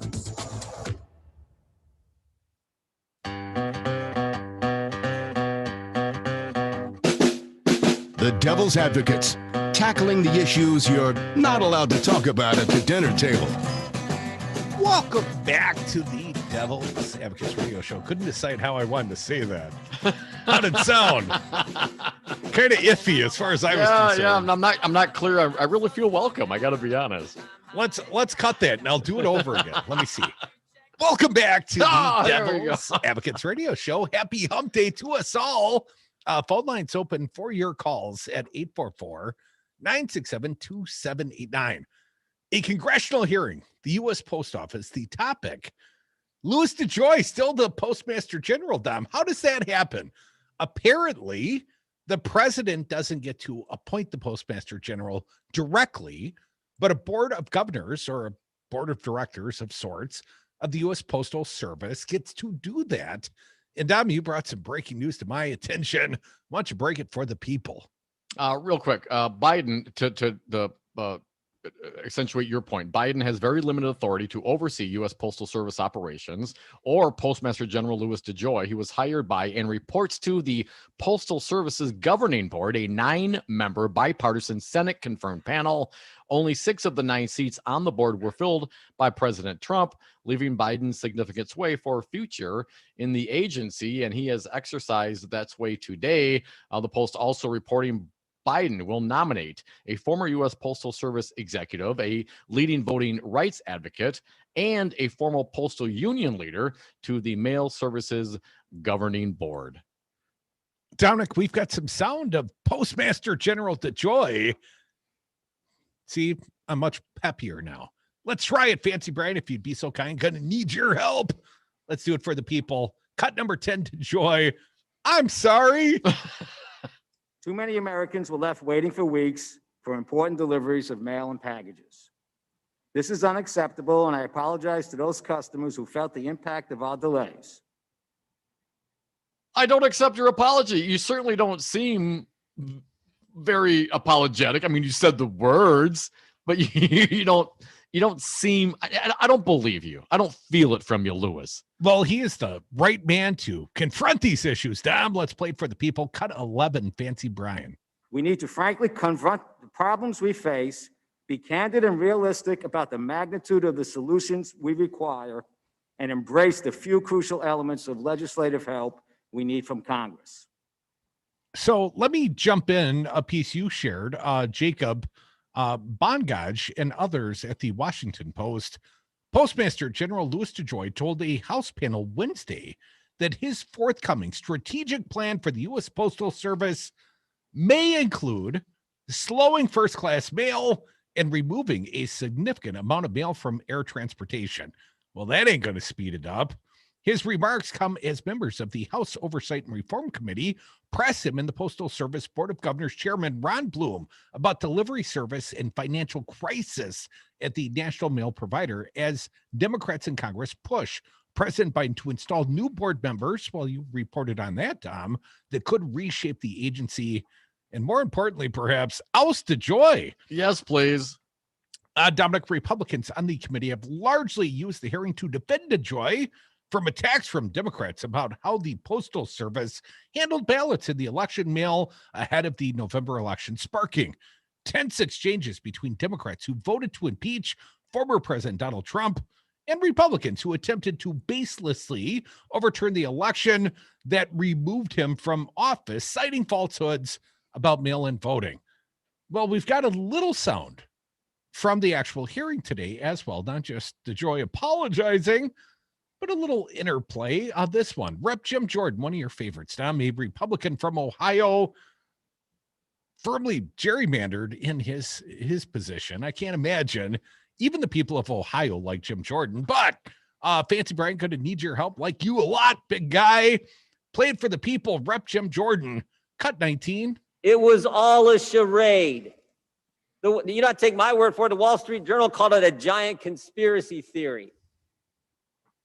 So Jim Jordan talking about, delays in the mail and really a conspiracy theory. I mean, I've literally sent and received stuff in the mail over the course of the last 6 months that took way too freaking long. It's not a conspiracy theory. It's fact. Ask anybody.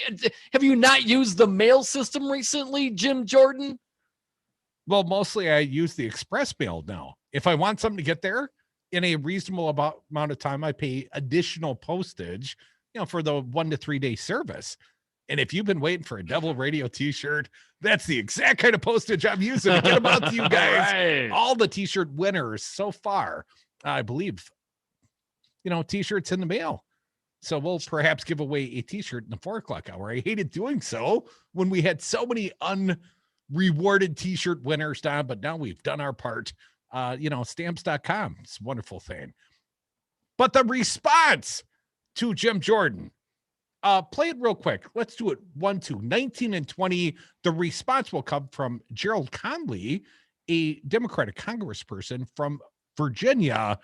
First Jordan, then Conley. 19 and 20, if you would, Fancy. It was all a charade. You not take my word for it. The Wall Street Journal called it a giant conspiracy theory. I didn't vote to overturn an election. And I will not be lectured by people who did about partisanship. Boom. Ouch. Gerald Conley dropped the mic.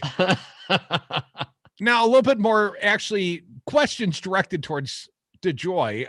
Rep. Carolyn Maloney, Democrat from New York, questioning DeJoy 15, please. He did not adequately assess the impacts of his changes on service, and he did not adequately consult with Congress and others before doing so. Okay, now let's hear a Republican. Cut 16, Rep. James Comer, Republican from Kentucky. They like it slow. Cut 16. Postmaster General DeJoy was attacked for trying to tackle two glaring problems with postal operations that must be addressed: having the trucks leave on time and reducing the massive amounts of overtime postal workers accumulate. Well, he's trying to solve the problem by making the mail less efficient and by eliminating sorting machines. So even if he's properly identified the problems facing the USPS, and one of them's the pre-funding of their retirement plan, like Yes. no other corporation or governmental entity must, 75 years in the future.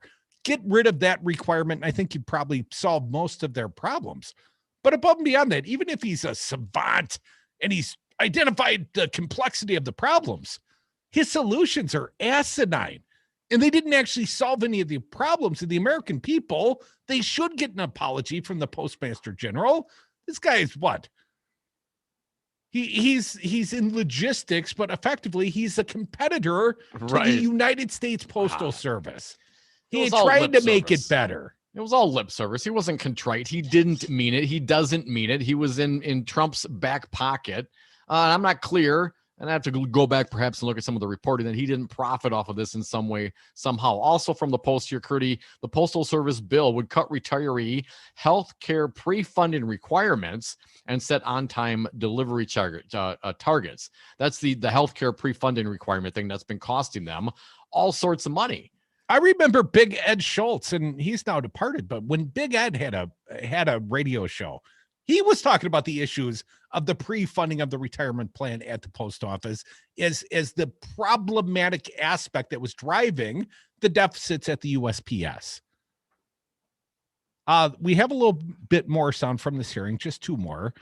Fancy Brian, going to need your help. Again, Carolyn Maloney, the Democrat from New York, DeJoy, the guest of honor, ? She's asking the questions, cut 17. We need to pass meaningful reforms, and hopefully bipartisan reforms, to put the Postal Service on more sustainable financial footing for years to come. Well, as mentioned, just don't make them pre-fund their retirement accounts, not to the same degree that's currently required of them. You know, they could still be a viable entity and not have money in the bank for retirees that they haven't yet hired. Well, and this is a constitutional organization, right? The post office. It must exist. I don't remember people talking about how much, money the Pentagon made.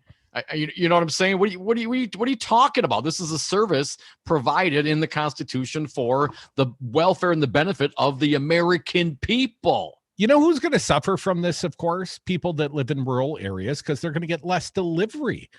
It's not cost effective to drive around large geographic spaces and deliver mail to people.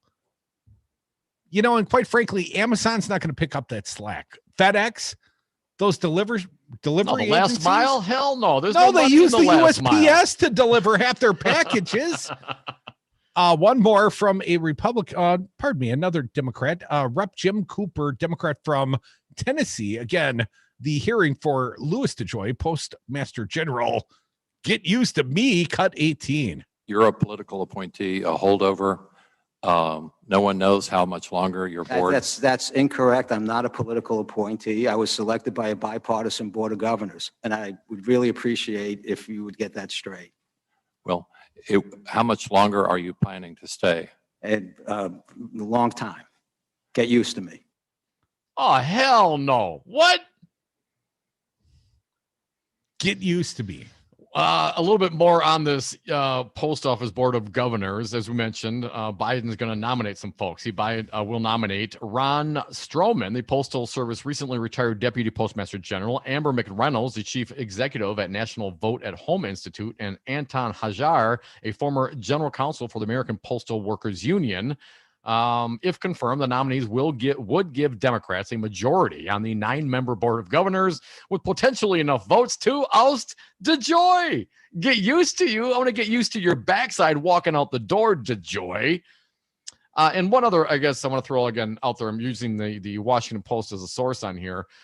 Rep. Ayanna Pressley argued in favor of allowing the Postal Service to provide expanded financial services to simultaneously increase revenue for the U.S. Postal Service while advancing economic justice. Postal banking, as it's generally called, would allow the agency to provide services such as check cashing, savings accounts, and certain loans. The idea has the backing of the American Postal Workers Union.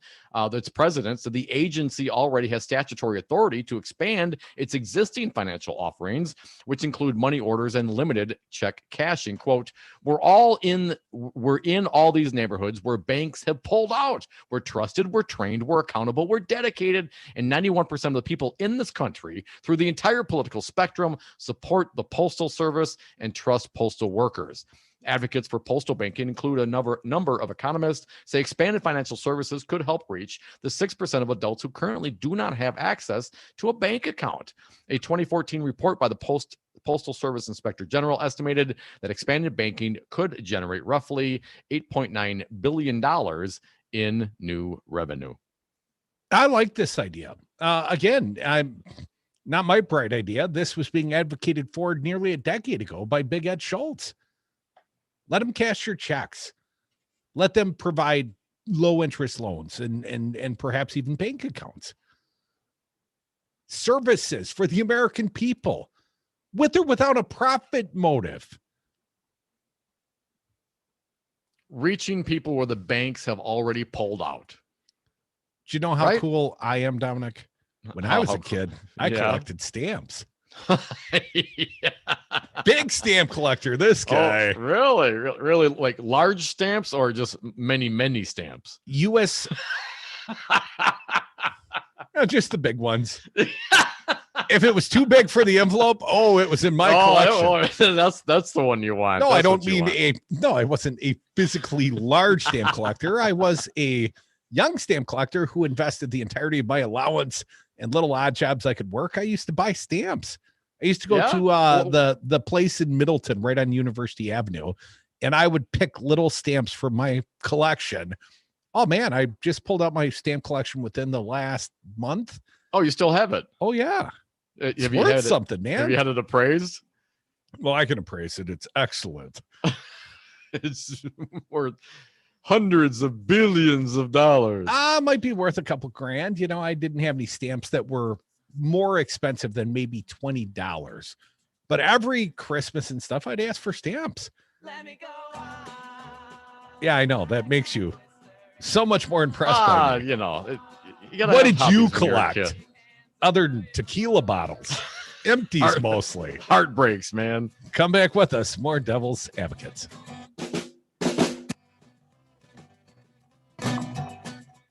When you control the mail, you control information. You're presuming that all the information you have there is completely factual.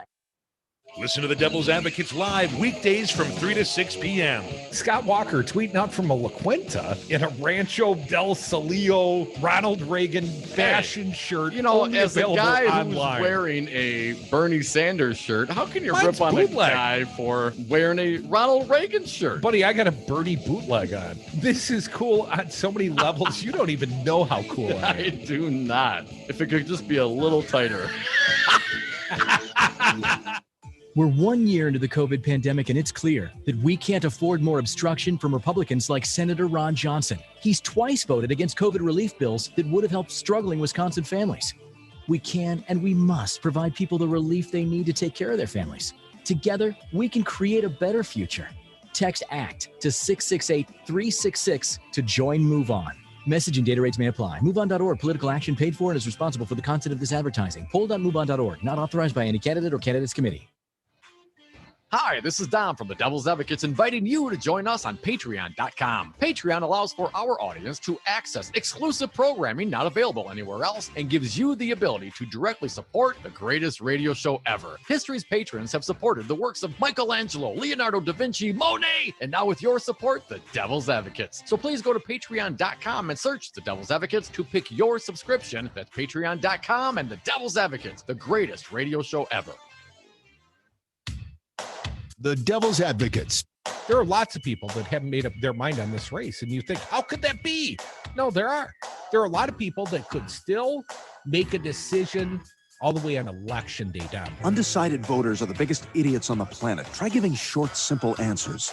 Like you'll go person, woman, man, camera, TV. Yosemites, Yosemites. Because freedom.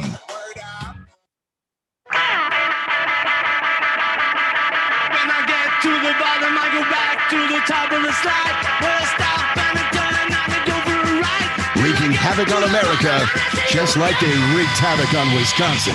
Dom and Krutz are the Devil's Advocates. And we are back. Thank you for listening to the Devil's Advocates radio show. Phone lines are open. Talk or text. Hit us up toll free at 844-967-2789. Our pal, Matt Rothschild, we call him Batman. He is the vigilante of good governance from the Wisconsin Democracy Campaign. Fancy Brian wearing the bat shirt today. You know, he's a big fan of Matt Rothschild. Yeah, Batman. As am I. And as such, the vigilante of good governance, he's really busy here in the state of Wisconsin. TheHill.com reporting, Tucker Carlson bashes CNN, claims it's more destructive than QAnon. I thought QAnon didn't exist. Well, yesterday couldn't find it, but today CNN's worse. Fox News host Tucker Carlson bashed CNN and called it more destructive for the country than QAnon conspiracy theory during a segment Tuesday night. Carlson focused his segment on what he called disinformation online, going after CNN and other outlets for their coverage of police shootings and race relations. A quote from your favorite talker, who is lying to America in ways that are certain to make us hate each other and are certain to destroy our core institutions. That'd be Trump. We just kicked him out. It was cable news. Oh. It was politicians talking on TV. They're the ones spreading disinformation to Americans. Yeah, I've seen Ron Johnson quite a bit lately on the news. There is disinformation out there, and it does hurt people, he said, adding a lot of Americans are completely and utterly misinformed about police shootings and any other topic if they watch you on Fox News, Tucker. Later, the host called CNN a disinformation network, more powerful than QAnon and far more destructive. QAnon is an internet conspiracy that claims a group of Democratic leaders and other public figures are part of a global sex trafficking ring. Several of the people who stormed the U.S. Capitol on January 6 told authorities they are followers of QAnon. Didn't they also destroy CNN's cameras out front that day? I didn't see know they did CNN the AP. taking on the QAnon people. Although I'm sure, Tapper, he could hold his own. Media outlets have done extensive reporting on the subject over the last several years, and some academics and pundits have called on public officials to declare the conspiracy a threat to national security. Well, not Tucker. While discussing perceptions about police shootings on his show Thursday night, Carlson remarked about efforts to find out where the public is getting all these false information, this disinformation. We spent all day trying to find the famous QAnon, which is, in the end, we learned that was not even a website. If it was, we could not find it. They couldn't find the website. Well, look over on Marjorie Taylor Greene's page, Tucker. Carlson riffed about his staff checking Rep. Marjorie Taylor Greene's Twitter feed because we heard she traffics in disinformation since CNN told us, adding there was nothing there. Next, we called our many friends in the tight-knit intel community. Could Vladimir Putin be putting his stuff out there? The Proud Boys, Alex Jones, who is lying to America in ways that are certain to make us hate each other and certain to destroy our core institutions? Well, none of the above. Actually, it wasn't Marjorie Taylor Greene. No, it's you, Tucker. In real time, you're destroying America in real time. A little bit more. Carlson's remarks about QAnon drew swift backlash on social media, with many critics interpreting his comments as his staff being unable to find information about the highly publicized conspiracy theory. You know, Tucker asked a lot of very answerable questions. You know, why don't they ever post information online that you can readily find? They do. It's called Google, sir. I mean, Tucker Carlson is the least inquisitive pundit I've ever seen on the boob tube. Well, mostly because you don't have a show down, but come on, man. You a big Tucker fan? No, not at all. I thought I saw one more story. Here it is. It's related, Dom. I'm just going to read from the body. Rep. Mary Newman, Democrat from Illinois, said Wednesday she installed a trans pride flag outside her office after Rep. Marjorie Taylor Greene, you know, the QAnon queen, Dom, who works in a neighboring office called LGBTQ Rights Bill, an attack on God's creation. Oh, my. Our neighbor at Rep. Marjorie Taylor Greene tried to block the Equity Act because she believes prohibiting discrimination against trans Americans is disgusting, immoral, and evil. Thought we'd put out our transgender flag so she can look at it every time she opens the door, Newman tweeted. The Illinois Democrat included a video of herself adding the flag and a shot of Greene's office directly across the hall. Oh, good neighbors. Well, they say good fences make good neighbors. Greene earlier this week called the Equality Act a direct attack on God's creation that would ensure men who dress and think they are women will have rights over all real girls and women. The GOP lawmaker has also co-sponsored legislation that would bar trans women and girls from women and girls athletic divisions. Transgender. I was wondering what Roy Moore thought on this topic. The House earlier this month moved to strip Greene of her committee assignments over her history of inflammatory comments, including promoting the far-right, non-existent QAnon conspiracy theory and endorsing calls for violence against Democrats. Newman, the Democrat next door, Dom, was elected to the House last November after defeating then Rep. Dan Lipinski in the Democratic primary earlier this year. Lipinski, who served 8 terms in the House, that's 16 years, folks, had for years been a top target of the progressive wing of the Democratic Party due to his opposition to abortion rights and, oh yeah, LGBTQ rights. Lipinski was against them before Marjorie Taylor Greene was.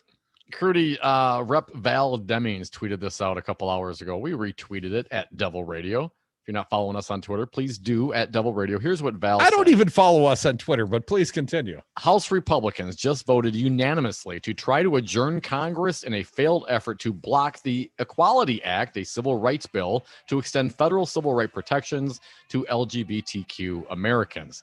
This sad attempt to preserve bigotry and ignorance has no place in today's America. Well, in Marjorie Taylor Greene's America, apparently it does. If you're a man and put on a dress, apparently you should be discriminated against for some reason. What, you're not a citizen anymore? You don't deserve federal protections? You know, if you can't find the QAnon over on Fox News, just turn into OAN or Newsmax. I'm sure they'll have a story supportive of the latest QAnon conspiracy theory. Hey, if you're looking around for QAnon and you can't find it, you're it. Come back with us unless you're listening on AM 950. Then stick around for the Matt McNeil Show. The rest of you, the happier happy hour, it commences right now. It's Batman, the vigilante of good governance. Matt Rothschild, the executive director of Wisconsin Democracy Campaign. More Devil's Advocates, more of your phone calls as well. 844-967-2789. Let's get happy. Dom, I'm watching you, man. I bet you cracked the tequila.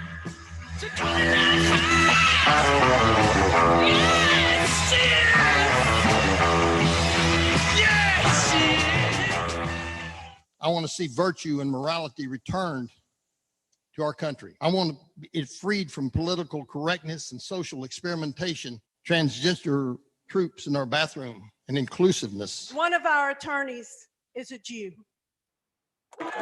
Rocker, we gave the people live music. Isn't that what they wanted? Of course not, Jimmy. Give the people live music, and they'll set up a brat stand with a beer caddy. Will Rocker get his beer and brat? Catch MaxInc Radio this Saturday evening to find out. We'll have the best of local music from Wisconsin and live music performed in the Devil's Lair. Go to maxincradio.com for the live music schedule. MaxInc Radio starts at 6 on Devil Radio 92.7 FM. Did you bring a lawn chair, Jimmy? Hey, Dom, how many palindromes can you name in 30 seconds? Race car, mom, dad, reefer, kayak, level. Did I say mom already? You're forgetting one really important one. Zero res. Not only is it the coolest palindrome ever, it's also our favorite. Right, I remember. Why is that again? They advertise with us. Zero res, my favorite palindrome. And carpet cleaner. Get the best carpet cleaning ever. Schedule your carpet cleaning online at zeroresmedicine.com. Tell them the Devil's Advocate sent you. You are listening to WTTN Columbus, W224EG Madison, always streaming at doubleradio927.com. AP News. I'm Ed Donahue. Los Angeles County Sheriff Alex Villanueva says drugs or alcohol were not involved. Tiger Woods just crashed an SUV. Thankfully, he came through the surgery. They patched him all together, stabilized it, and now we're just going to keep our fingers crossed. He'll have hopefully a successful healing and can get back on his feet. At Stanford Medicine, Dr. Michael Gardner says golf doesn't look like an option. Unfortunately, it's very, very unlikely that he returns to be a professional golfer after these injuries. It really would be difficult for any golfer. Doctors say Tiger Woods shattered bones in his lower leg in multiple places. Some of his fractures went through the skin. The acting Capitol Police Chief says officers made some mistakes on the day of last month's riot. The AP's Sagar Magani has the story. Yogananda Pittman's giving new details about the police response to the attack. In a statement submitted for a House hearing tomorrow, she says officers did not properly lock down the Capitol complex once an order was given and did not understand when they were allowed to use deadly force. Her statement fills in crucial details as lawmakers investigate what went wrong. Pittman took over the force after Chief Stephen Sund resigned under pressure following the attack. Despite what she calls internal challenges, Pittman stressing officers acted heroically. Sagar Magani, Washington. Jeff Zients with the White House coronavirus team is hoping the okay comes soon to use Johnson & Johnson's one-dose coronavirus vaccine. We're working with the company to accelerate the pace and time frame by which they deliver the full 100 million doses, which is required by contract by the end of June. The Supreme Court seems inclined to expand when officers can enter a suspect's home without a warrant. The case is important both to law enforcement and to groups worried about privacy. Stocks finished higher. The Dow reached a record high. This is AP News. Last night's sleep? Interrupted by pain? Tonight, silence it with new ZQL Night Pain. Restful sleep now with powerful pain relief. ZQL Night Pain combines America's #1 sleep aid with a maximum strength pain reliever. So you can fall asleep fast and wake feeling rested, because pain should never get in the way of a great night's sleep. New ZQL Night Pain. Silence pain. Sleep soundly. Available at retailers near you. Hey y'all, this is your girl Cheryl Underwood, and I want to tell you something. My digestive system used to make me feel sluggish, but those days are over. Now I feel great. That's because I increased my fiber intake with the Metamucil 2-week challenge, and I'm still hooked. I just took Metamucil every day for 14 days, and it's really that easy. Metamucil traps and removes the waste that weighs you down, so you feel lighter and more energetic. Now I never want to go back to that heavy feeling. Are you ready for the Metamucil 2-week challenge? For a coupon and daily support, sign up at Metamucil.com today. For more than 65 years, Bachman Construction has worked to build a quality foundation in the Madison community. Our family's tradition has been to exceed our clients' expectations since 1954. Combining time-honored techniques with innovative technologies, Bachman Construction continues to offer our families 3 generations of experience for your next project. Quality is our foundation. Give Bachman Construction a call and let us know how we can create a better value for your space today.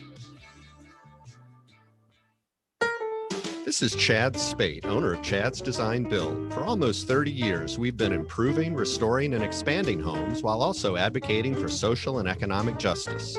Most of our clients want to build back better, while some want to make their old. Hello, Master Rothschild. Chad's Design Build will listen. How you doing? Fantastic. You look fat and sound great. Solutions. Oh, good. I got my little headset on. Oh, yeah.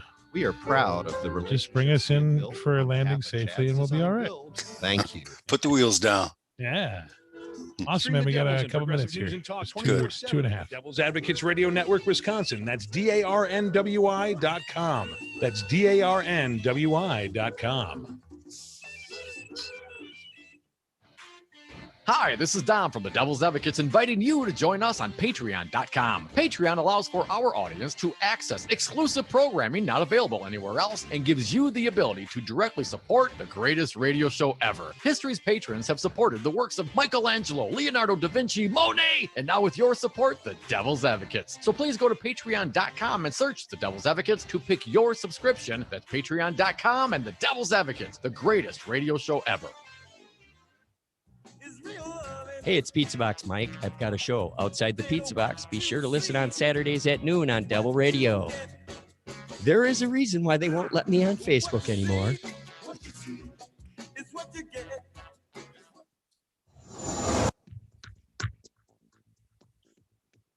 For Devil Radio, 92.7 FM and WTTN 1580 AM. I'm Luke Mathers with your headlines for Wednesday, February 24th. Wisconsin will open state-run COVID-19 vaccination clinics within the next 2 months in La Crosse, Marathon, and Racine counties, with a fourth clinic split between Barron and Douglas counties. These clinics will join a similar clinic that started last week at Blackhawk Technical College in Janesville.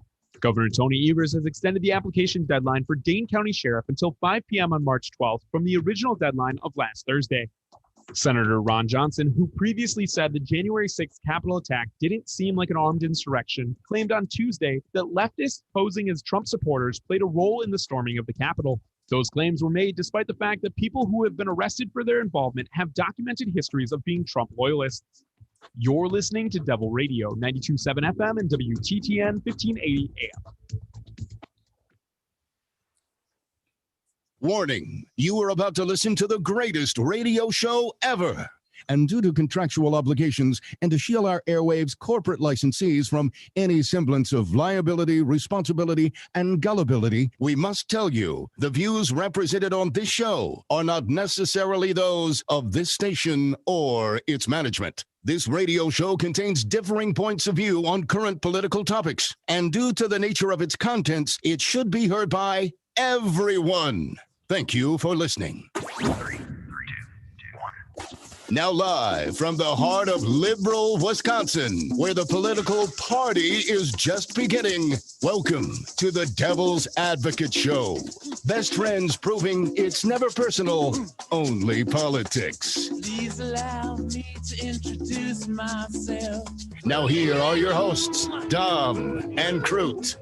Welcome back to the Devil's Advocates Radio Show. Dominic, we are sliding into the Hump Day 4 o'clock happy hour now with more t-shirt giveaways. I am sporting the sexiest of Devil Radio t-shirts. We will give one away this hour now that we've made a deal with the USPS. We've got a delivery system. It's efficient. You can win a t-shirt and get it before the weekend, but you got to call in this hour and have something good to say. And through some arbitrary standard, I'll award a t-shirt.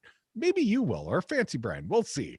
844-967-2789. And Dom, and I'm always happy when I can welcome back Batman. He is Matt Rothschild, Executive Director of the Wisconsin Democracy Campaign. A friend of ours, man. How are you? I'm doing fine. How are you guys doing? Good, Matt. Thanks for joining us, man. A little tired and now a little breathless, but Matt, I have been waiting with bated breath, not just for your appearance, but for the big lie to turn into voter suppression here in the great state of Wisconsin. Man, I didn't have to wait long. No, you sure didn't. None of us had to wait long because just this week, a handful of Republican legislators led by Senators Dewey Strobel and Alberta Darling introduced a whole package of bills that would make it harder for people to vote, get in the way of people exercising our freedom to vote, erecting barriers on the way to the ballot box. It's really outrageous. They want to take away the ease with which people can vote by absentee ballots. They're going to make it super hard for people who are indefinitely confined in retirement homes, for instance. And so I wasn't surprised by this. This is the other shoe dropping after Trump talking all his nonsense during the campaign. I mean, that was for two purposes. One, so he could have an excuse if he didn't win. And number two, so that state legislators that are dominated by Republicans could ram through these bills that are getting in the way of people exercising their freedom to vote. Man, I'm sure you saw the former defeated gubernator of the state of Wisconsin, Scott Walker, who was for absentee voting like 12 of the last 15 elections when he utilized absentee voting. And hell, he even put out a video on Twitter back, earlier this spring. Vote absentee like me. Well, that was the old Scott Walker. The new Scott Walker says, less talk, more action. Let's make it harder for people to vote. He won't characterize it like that. But, man, you and I both know Scott Walker is bad for democracy. No doubt about it. I'm allergic even to the mention of his name, but I did hear you talking about Walker earlier in the program about this.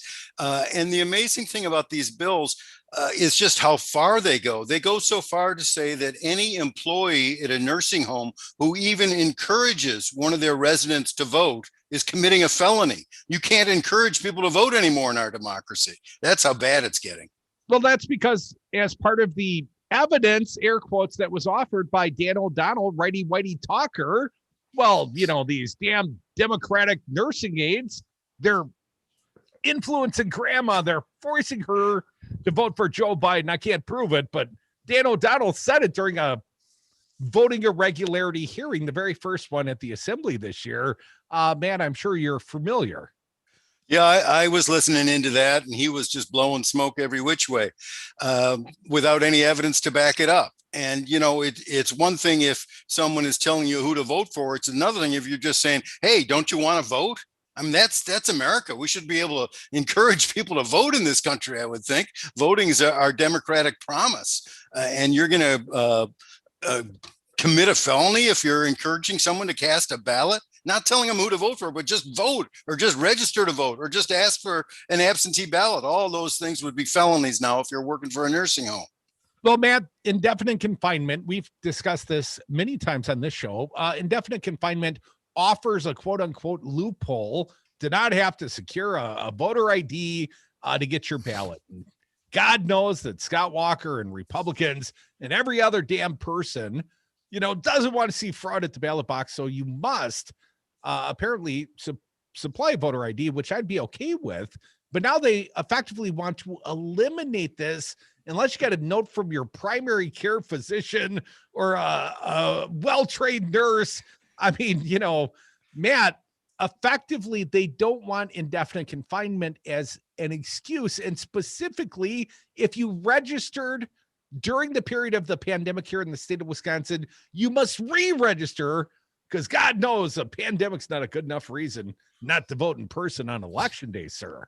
Right. And there's a presumption of guilt there, which is just antithetical to everything we believe in this country. The implication is that people who identified themselves as indefinitely confined last year were somehow, pulling the wool over people's eyes or lying straight up. And, the amazing thing about the change in this law that these Republican lawmakers are suggesting, now to be honored as indefinitely confined, you'd have to submit a statement under oath. That costs money to get someone to notarize. So this is a poll tax. And then on top of that, as you were saying, Trudy, they'd have to have that sworn statement then signed by a physician assistant, or a nurse whose primary responsibility is taking care of you. I mean, how many hoops are they going to make these people who are indefinitely confined jump through? That's what I want to know.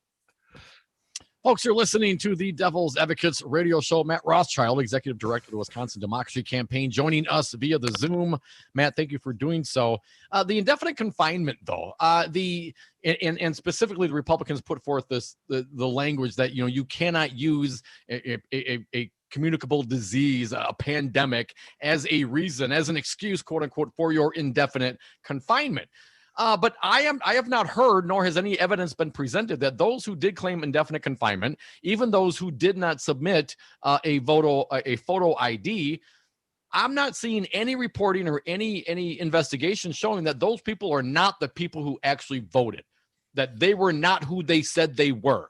You know what I'm saying? And so what's security? What additional voting security is being presented by these Republicans? What is voting more secure because of this? No, I mean, it's not going to be more secure. I mean, the Wisconsin State Journal did a comprehensive investigation of all these allegations of improprieties, and the whole thing was a joke. And now they're making people jump through all these hoops to become classified as indefinitely confined. I mean, and then what I want to know, Dom, here is what if I'm 65 or 75 and I have a serious condition that makes me homebound, and there's this pandemic like we've had. I can't say that I'm definitely confined. I no longer can qualify as indefinitely confined.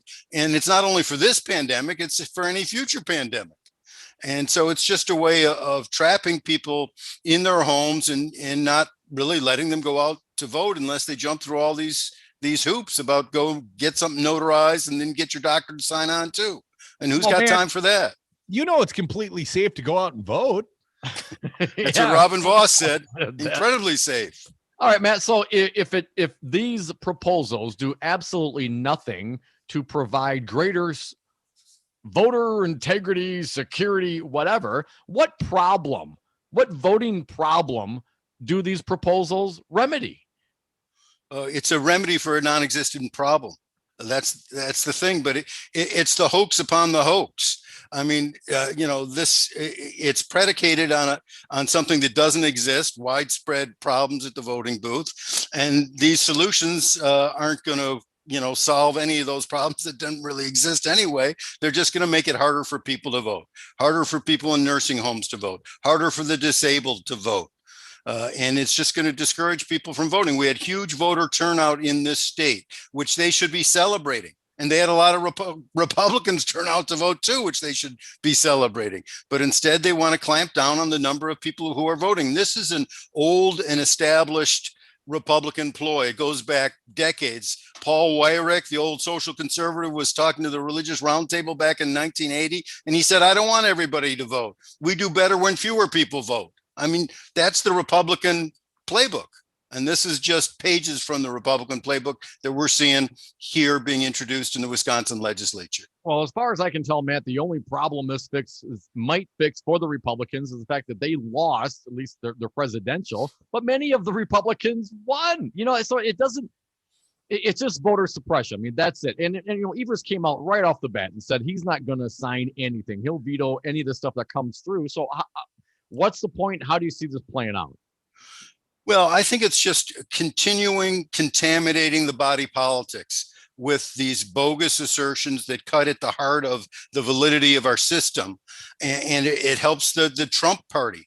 It helps those people who want to, storm the Capitol with their American flags and beat up cops who stand in the way because the outcome didn't turn out the way they want. I mean, this is very dangerous territory for our democracy when elected officials continue to cast a doubt on the legitimacy of our voting system and then are introducing bills that are just going to make it harder. Matt, you got a few more minutes? Because I saw you publish some more fine articles about the corporate contributions. And Matt, I got to ask you, do you think, and I know you're Wisconsin Democracy Campaign Executive Director thereof, I know you guys do the math. You guys do the digging and figure out who's given money to whom. Matt, do you think it's influential? Yeah, that's why they spend the big bucks. That's why the corporations and the super rich are spending so much money, because it gets the job done for them. And yeah, I'd be happy to hang around and talk about this. Which corporations gave the most money to politicians and political parties? You'll find out. Well, come back with us. That's Batman. He is Matt Rothschild, the Executive Director of the Wisconsin Democracy Campaign. I'm Crudy. That's Dom. That's Fancy Brian. You can all play a part. We're giving away Devil Radio t-shirts, but not until after the big interview. But be patient on the phones. 844-967-2789.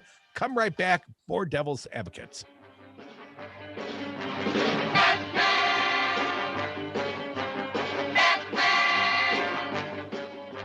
You wouldn't get a guy with glasses on, would you?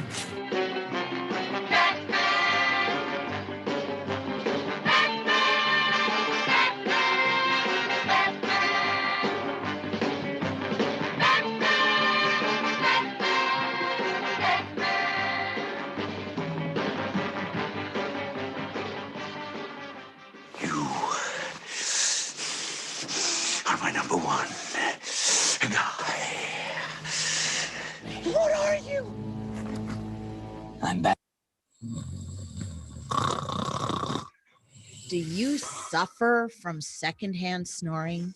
At Primal Air, we help people with a variety of issues that begin in the snoring complex. By strengthening those muscles, we can treat all ages with problems from thumb sucking to snoring and TMJ. We offer virtual appointments too. We can help you and your family breathe smarter, not harder. Find out more at primalair.com or call 608-318-2800. Rocker, we gave the people live music. Isn't that what they wanted? Of course not, Jimmy.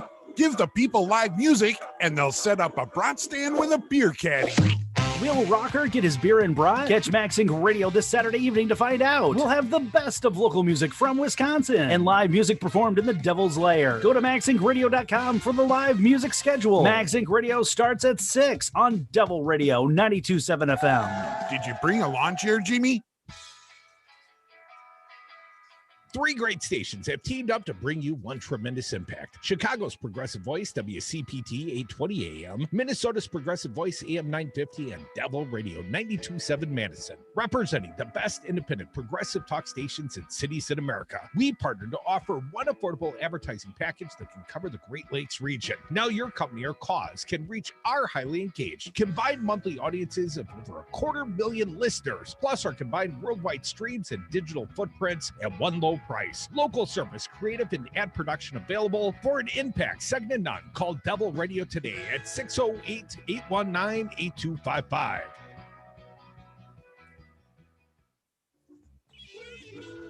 Stream the Devils and Progressive News and Talk 24/7 at the Devil's Advocates Radio Network, Wisconsin. That's DARNWI.com. That's DARNWI.com.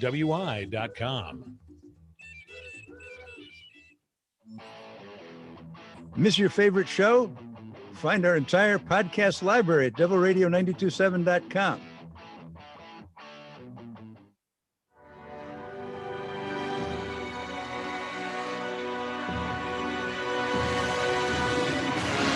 I would have gotten away with it too if it wasn't for those meddling devil's advocates. And we are back from the 420 break. Thank you for listening to the Devil's Advocates radio show. If you miss any of this fine program or just want to go back and relive the highlights, go to domandcrute.com. You can listen to and download podcasts and interviews. The highlights are happening right now. We got a fine guest. He's stuck around. He's Batman, Matt Rothschild, Executive Director of Wisconsin Democracy Campaign.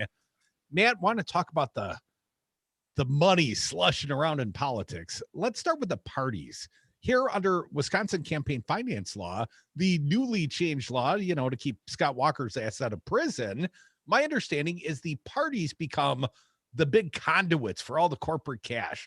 Effectively, you can give uncapped money to the parties, be it the Democrats or the Republicans. And with this new chair, the Democrats are doing it better than they ever have. They're raising gobs of money, sitting on like $5.5 million cash. Matt, did you see that the Wisconsin Democratic Party had to bail out the Florida Democratic Party to the tune of $300,000 so they could pay $250,000 in unpaid health insurance premiums? We got that kind of jig laying around just to give to other state parties at this point. I'm telling you, Ben Wickler, man, he knows how to raise the money, and he's a kingmaker now. Can write his own ticket. But look, in 2015, the Republicans changed the campaign finance law in Wisconsin so that super rich people could give unlimited amounts of money to the Democratic Party or the Republican Party of Wisconsin. And it just so happens that Ben Wickler at the Democratic Party of Wisconsin has done a better job than his counterpart at the Republican Party of Wisconsin, raising, by last count that I saw, 2.5 times as much as the Republican Party raised. Matt, do we have any updates? The $2 or $3 million that were absconded from the Republicans' account before the election? Do we have any insights? Did that money all go into Trump's slush fund, or maybe Andrew Hitz, allegedly? Just guessing. I don't know who diverted that money, but it certainly was embarrassing for the Republican Party of Wisconsin and couldn't have helped their fundraising efforts on that final lap. Now, Matt, is it my understanding that corporate money can flow directly to the parties? And if so, who's given? Well, this is something that we put out today. The 2015 rewrite of the campaign finance law by Republicans allowed corporations for the first time in 100 years to give directly to political parties and legislative campaign committees. So we looked at which corporations were given the most in 2020 to political parties and legislative campaign committees here in Wisconsin. Charter gave the most, $56,000, but it spread it all around in a nice bipartisan manner. So heads I win, tails I win. So they've got all their bases covered. And then Molson Coors came in next with throwing around $51,000. Most of that went to Republicans. And then the tobacco company Juul spent $39,000, most of those to Republican groups. And then you had the Wisconsin Insurance Alliance. They gave $39,000 again to in a bipartisan manner by and large. Less bipartisan, WMC, Wisconsin Manufacturers and Commerce, gave $36,500 all to GOP groups. And all the realtors, the WMC, 100% of their givings went to Republican. All to the GOP groups. And then the realtors, who are a big power also, they gave $38,500, but most of that went to either the Republican Party or the Republican Assembly or Senate campaign committees. You know, there's a total of $1.6 million given by corporations to political parties and legislative campaign committees. A third of that money went to Robin Voss's Republican Assembly Campaign Committee. Robin Voss knows how to raise the money from his folks, and that's why he's become a little king. Folks, you're listening to the Devil's Advocates radio show. Matt Rothschild, Wisconsin Democracy Campaign, tracking down the money. This is specifically corporate giving, right? So we're talking about, 1.13 in 2019, another 1.6 million this year. As a percentage, that's a pretty big increase. But as a totality of corporate giving versus total giving, do you have a sense of what that percentage is, Matt? I don't have that. I mean, it's not a huge chunk of the money, but it's still pretty interesting to me. And I think it lets you know, first of all, which companies are playing both sides of the fence, and also lets you know, who's raising the most. It wasn't the Republican Party of Wisconsin that raised the most. It was Robin Voss's little treasure chest there over the Republican Assembly Campaign Committee. And so when these corporations are given money like this, especially the ones that I rattled off, like Wisconsin Manufacturers and Commerce or Molson Coors or Charter or the insurance folks, when they come knocking on a legislator's door, tomorrow in the Capitol, that legislator is going to open the door and is going to spend a lot longer time with that lobbyist than, they would with you and me or anyone who's listening to the show right now. Now, Matt, my understanding, if we look at the gross numbers here for corporate giving, it's about 70-30 going to 70% of the totality going to the Republicans, 30% going to the Democrats. But there's other givings as well, right? Is the unions, for example, traditionally have been giving to Democrats. Any sense on how that would compare to these particular numbers, Matt? No, I don't have that on hand, but the unions are giving a lot through PACs like they used to. It's different unions this time. It's not We Act so much. They were given before Act 10 came down, and of course that hurt them. But they're still in the game. SEIU's in the game. Everyone. It's the wild, wild west right now. Anyone can play, and whoever wants to throw their money around can do it. There are restrictions. Corporations aren't supposed to give more than $12,000 to political parties or to legislative campaign committees. So they do need to be careful about that, and some of them aren't that careful. Matt, there's already super PAC spending against Ron Johnson, over $1 million being spent already. And this is an off year. That number will be enormous between Tony Evers and Ron Johnson seats. How much you think? 100 million could flow through the state next year? It's going to shatter every ceiling there is. That's for sure. Well, Batman will be there to count it up and tell us who's corrupt.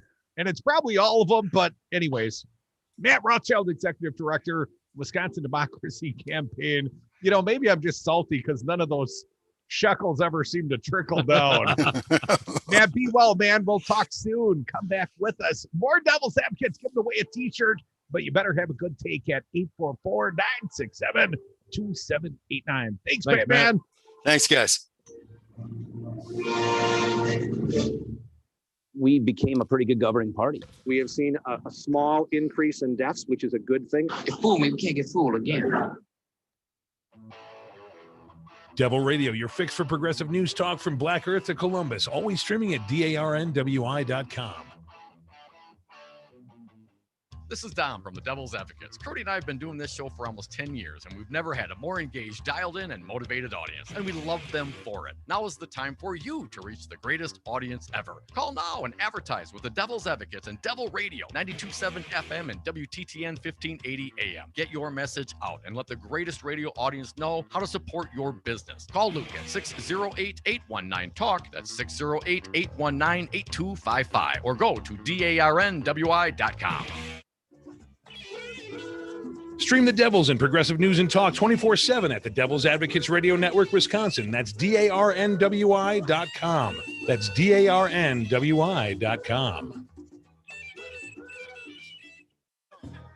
Madison, you say what? Each weeknight from 5 to 6, don't miss out on a single day of the Earl Ingram Show right here on Devil Radio 92.7 FM, 1580 AM. Virus update. I'm Ed Donahue with an AP News Minute. The Dow finished with a record high today, up 424 points. With positive reviews from the Food and Drug Administration, Jeff Zients with the White House coronavirus team is preparing for approval for emergency use of Johnson & Johnson's one-dose coronavirus vaccine. We anticipate allocating 3 to 4 million doses of Johnson & Johnson vaccine next week. Johnson & Johnson has announced it aims to deliver a total of 20 million doses by the end of March. CDC Director Dr. Rochelle Walensky says the number of coronavirus cases is still high, but the trend is headed in the right direction. In the past week, average daily cases declined 25% to approximately 64,000 cases per day.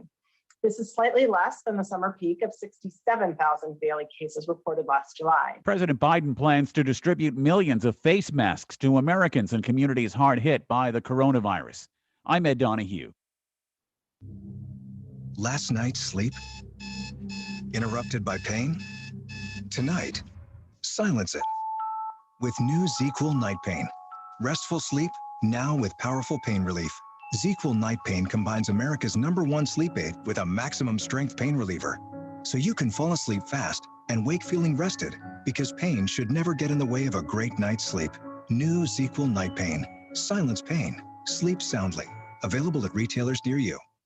Hey, y'all, this is your girl, Cheryl Underwood, and I want to tell you something. My digestive system used to make me feel sluggish, but those days are over. Now I feel great. That's because I increased my fiber intake with the Metamucil 2-week challenge, and I'm still hooked. I just took Metamucil every day for 14 days, and it's really that easy. Metamucil traps and removes the waste that weighs you down, so you feel lighter and more energetic. Now I never want to go back to that heavy feeling. Are you ready for the Metamucil 2-week challenge? For a coupon and daily support, sign up at Metamucil.com today.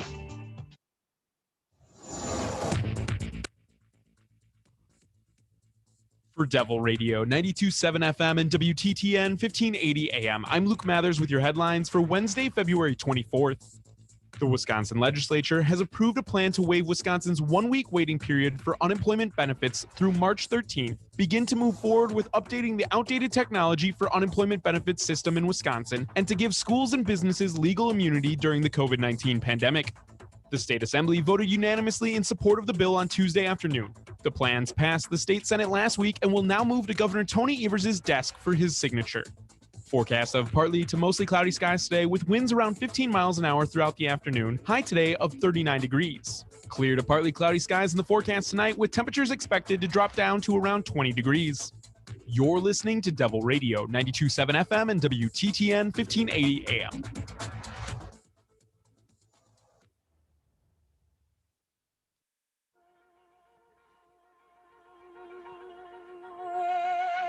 The Devil's Advocates, because it's always 420 somewhere.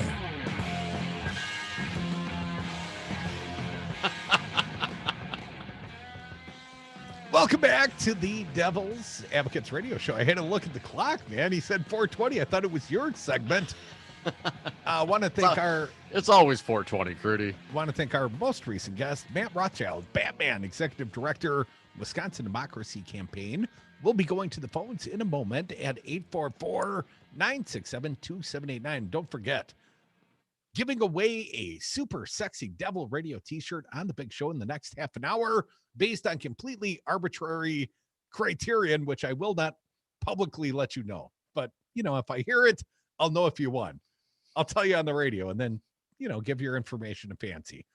But Dom, breaking news before we get to the phones. Foxconn says it's considering building or developing electrical vehicles in Mount Pleasant. Sure they are. Foxconn hinted Wednesday that it may build or at least design electric vehicles at its Mount Pleasant campus. Hanhai Precision Industry Company, Foxconn's Taiwanese parent company, has made announcements throughout the week that it's looking to get in the electric-powered vehicle business. What about USPS post office trucks? But I guess Oshkosh already got nearly a $500 million bid on that. I read on. But exactly what impact this might have locally is unclear, as its contract with the state of Wisconsin and plans for Mount Pleasant remain up in the air, although the company has hinted that cars could be built and or designed in Wisconsin. On Wednesday, Fisker Incorporated, a California-based automaker valued at $2.9 billion, which is planning to release its first electric car, the Fisker Ocean, which claims to be the world's most sustainable vehicle, late next year, announced it was partnering with Foxconn for the production of its second vehicle. Fisker says its next vehicle, codenamed Project Pear, because who doesn't want to drive a Pear, Dom, could start production at the end of 2023, hopefully featuring a rebrand at that time. While the exact location has yet to be determined, Fisker Chief Executive Henrik Fisker said in a very good chance the initial production will be in the U.S., in part because Foxconn already has a factory in Wisconsin. The Wall Street Journal reported Wednesday. Foxconn says its foothold in, where is that? Its foothold in Mount Pleasant made the connection with Fisker possible. Yeah, you already got a vacant factory just sitting there.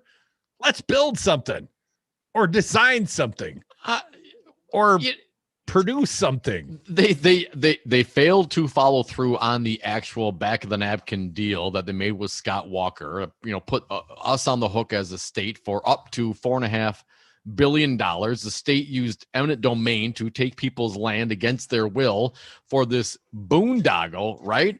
The infrastructure costs of $1 billion have already been spent and counting.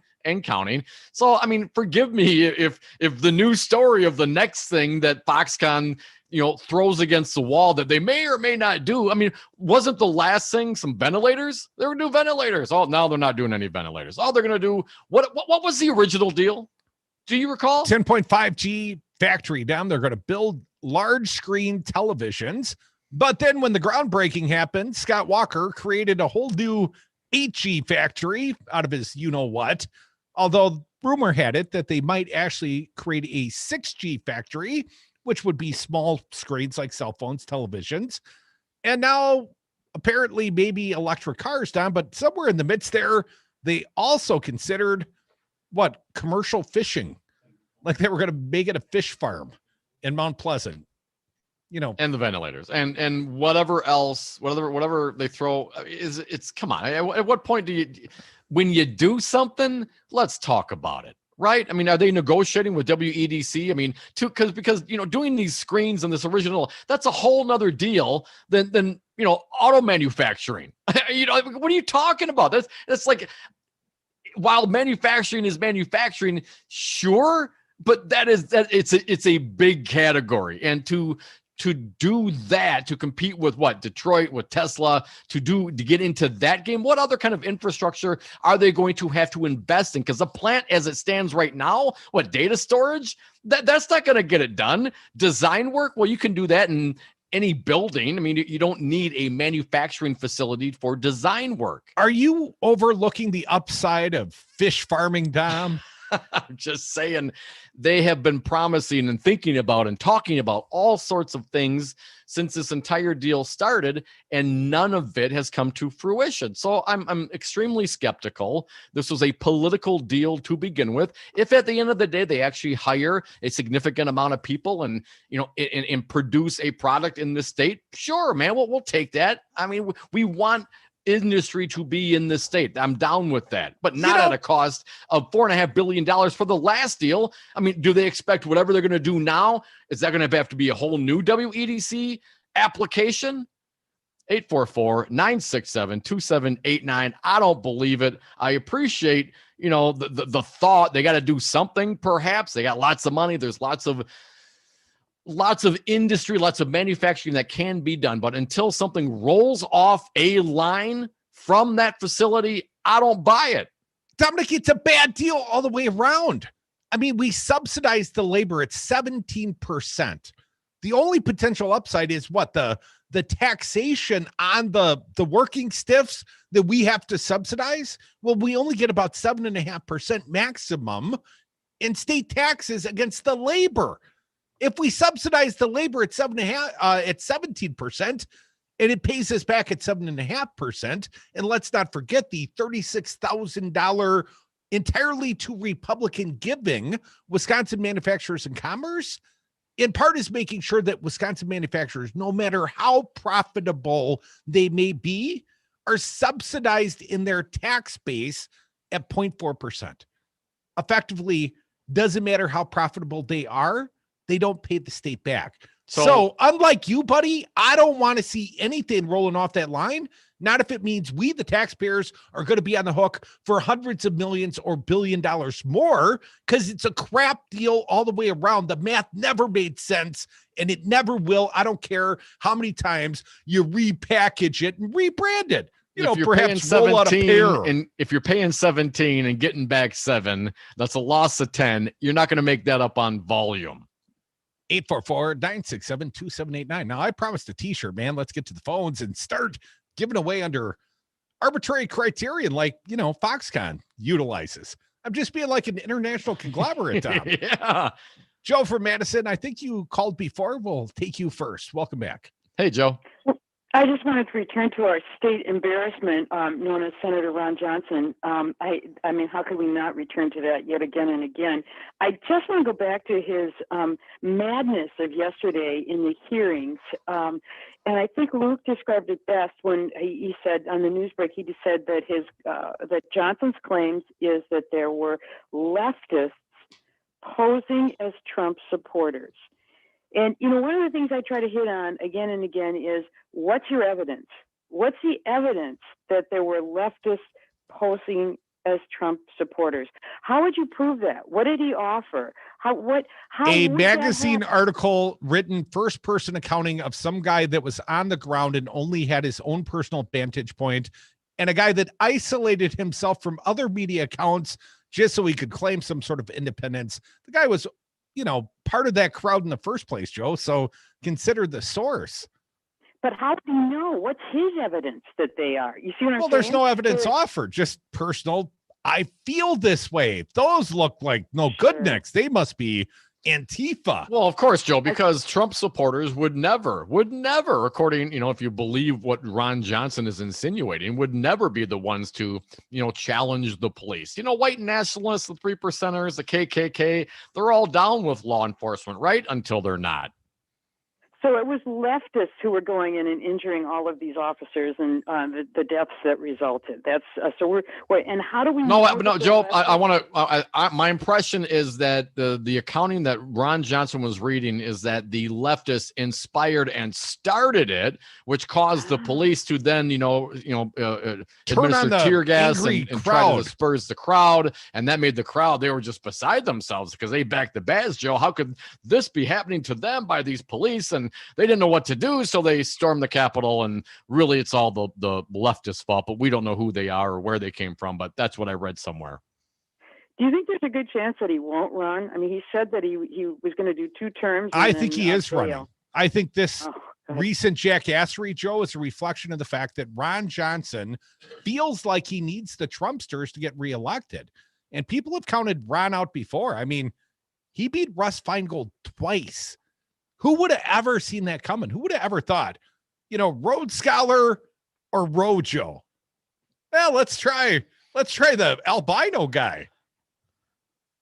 Thanks for the call, Joe. Appreciate it. As always, 844-967-2789. Next up, Tony from Portland. You have been patient. Welcome, Tony. What do you got for us today? Hey, Tony. Hey, I just want a T-shirt, man. That's it. Well, you got to better have a better take than give me a T-shirt. What? Oh, you want an opinion? All right. You know what? You're too hard on Dom, man. Enough with that, man. You need to be nicer. Well, if Dom was giving away the T-shirts, this might be persuasive. But so far, I like this call. I think Tony should get a T-shirt. I just want the T-shirt, man. I mean, just put me in touch with Brian. I'll give him my address, and then he knows the drill. Just make it happen. We're know you want to. Make it happen. We're going to need more groveling, Tony. I didn't know I had to have an opinion. It's pissing me off right now. Stay on hold, Tony. There's at least a 1% chance you could get a T-shirt. We'll see. We'll see how it goes for the rest of this big hour. Join us. You can do better than that. Come on, Tony. Hey, I want a T-shirt. Well, I'm not interested in your opinion. Just shut it off. 844-967-2789 is going to take better than that to win a Sexy Devil Radio T-shirt. Tony, try harder. Dick from Madison, what do you got? Hey, Dick. Well, first of Foxconn, I mean, you can draw pictures and make prototypes of stuff you're never going to make and try and milk some more money out of the state till hell freezes over. You should see how many business plans I've written at the house, Dick. I got lots of spreadsheets, Dick. They show us making millions, I swear. Right. So, but that's not why I called. This after Matt Rothschild was on, my God in heaven, what's next from the GOP in Wisconsin? No more old people voting. Why don't you just say that? Or in my case, if you don't cancel your directional and it's still blinking when you're driving down the road and you get caught for that, you can't vote anymore. Well, it depends. Is it the left directional or the right directional pick? I don't know, but they're going to come with something that ridiculous. I mean, I'm 65, guys. God, I'm kind of scared they're going to tell me I can't vote real soon now. No one's going to tell you can't vote. They're just going to put these ungodly hurdles between you and the ballot box. Make me run a decathlon before I do it. Exactly. You got to do some push-ups first, Dick. Well, listen, I mean, obviously Tony Evers isn't going to sign any of that trash. So, but what it does show is the colors again. And this is all in support of the big lie. So it's not only just the, continued historic Republican voter suppression efforts. There's also that continued support of the big lie. And that's just as dangerous as the traditional malfeasance. So, I can't run the 109 flat anymore either, I'm just over that. Appreciate the call, man. Apparently, Dick just knew he wasn't winning a T-shirt. He just bailed on himself. 844-967-2789. Have more faith than that. You could have a good take. Mike from Madison. Let's try you, sir. What do you got for us? Hey, Mike. Hello. I guess what I have is that I'm a contributor. I did to your PP, whatever that was again. What was that? People for People Corporation? Yeah, the People for People Corporation. I contributed $20 a month for that for, I don't know, a year or so, and now I'm a Patreon contributor. Nice. Well, then you're automatically eligible, Mike. You already get a T-shirt. Oh, I didn't know that. Yeah, if you've given to the cause, man. Yeah, absolutely. That's why I got them. Oh, yeah. Got a couple under T-shirts just to acknowledge the very generous people like yourself, Mike, that have supported the Devil's Advocates on the Patreon account. And many people supported us on a GoFundMe page as well. And Hi, this is Brad from Zero Res. Do you know Zero Res also cleans air ducts? They've got honest, straightforward pricing and the same great service. Give us a call and in January, get a free permanent filter with every air duct cleaning. Call us at 608-848-9000 or zeroresmadison.com. The people voted to give Democrats a mandate for bold action. From COVID relief to climate change and racial injustice, the problems we're facing are large, and we need bold solutions. We can't afford more obstruction from Senator Ron Johnson and the Republicans. Text ACT to 668-366 to join Move On. Message and data rates may apply. MoveOn.org political action paid for and is responsible for the content of this advertising. Poll.moveon.org, not authorized by any candidate or candidates committee.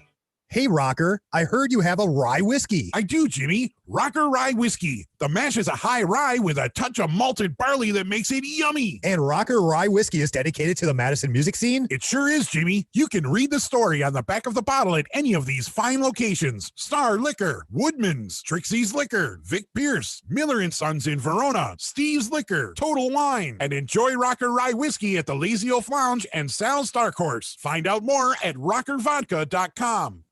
So, Darcy, it's too bad we can only meet during 30-second commercials because I have some follow-up questions for you. Sure, Dom. I'll give you 20 seconds. Well, you say don't call the sign to see the property with that agent, or you're not free to write an offer for me, but why? And why is it your services would be free? Those are excellent questions, Dom, just not for a radio ad. Just go to our website at solidarityrealty.com and click on the orange button on the homepage that says, why not just call the sign? Solidarity Realty. They're real, they're solid, and they're honest. And you won't be limited to 30 seconds. Find them at solidarityrealty.com.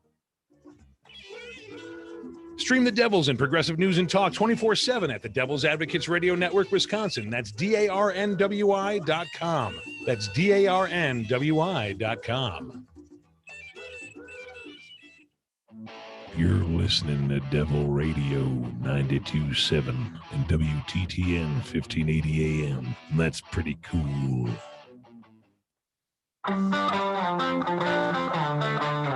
The Devil's Advocates. Sausage making never looks so good. And we are back. Thank you for listening to the Devil's Advocates radio show. Last segment of the day. If you got something to say, pick up the phone right now. Hit us up toll free, 844-967-2789. There is still an opportunity to win a super sexy Devil Radio t-shirt, as I was trying to say before our own commercial break so rudely interrupted me. It was such a good conversation. We lost track of time. If you gave money to Patreon or the GoFundMe efforts, please just make sure we've got your address, because you've automatically qualified for a super sexy Devil Radio t-shirt. We appreciate all the fine people that have supported us. So thank you for that. But if you want to win a t-shirt, it takes more than a little groveling. Our pal, your pal and mine, Kuchka, tweeted at us at Devil Radio. Hey, I want a t-shirt too, and I'll even do less than Tony. Wow, is that a compelling argument, Scott?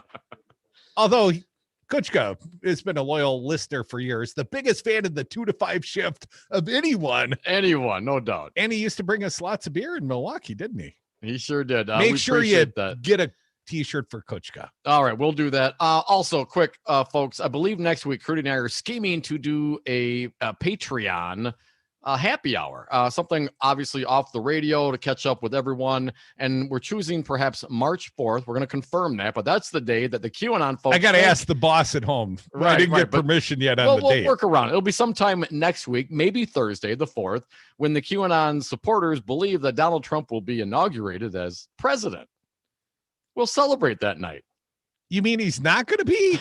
We don't know. We'll see. 844-967-2789. We had a hell of a good time at Trump's first inauguration, all except the inauguration part and the bad governance and everything subsequently thereafter. Right. 844-967-2789. Pizza Box Mike, you're a patient man. Welcome back. What do you got for us? Hey, Mike. Yeah, man, that's quite an act that the angry Ron Johnson puts on when he goes to those hearings, isn't it? You know, and just it's Lindsey Graham, the same thing. They work up all the veins in their neck, you know. And no, that's Dominic when Ron Johnson comes in studio. Hey, you know what though? I mean, Evers could probably go to dude from Foxconn and say, hey man, I was thinking about, legalizing weed. What do you think about using this space for some of that? Make some money, have some fun, man, burn some weed. What do you think? I like that idea, but then they might be my competition as a guy who owns some AM radio land. I'm wondering, could we cultivate that land? And considering there's electricity in the earth. I don't know if you know the science, Pizza Box, but you jam the electricity in the earth. AM radio is ground waves. I got 11 acres. I'd be farming it. Mine would be special because it'd have power in the roots. Well, I gotta believe that the Republicans not being on board with legalizing medicinal or recreational is somehow, man, gonna get, the gerrymandering might not work for them somewhere down the road, because don't 70% of the people like weed? I mean, come on. Doesn't everybody? Right. And thanks for the call, Mike. I believe, I don't know how the referendums work, but perhaps we should do them again, because that worked out pretty well last time around. Why do you think Tony Evers suddenly put legalizing marijuana in his budget, even though he doesn't even think it's a possibility? It makes a fine re-electoral campaign slogan, doesn't it? Let's like me, legalize marijuana. Tony Evers. He's evolved on that issue. To the good for a change.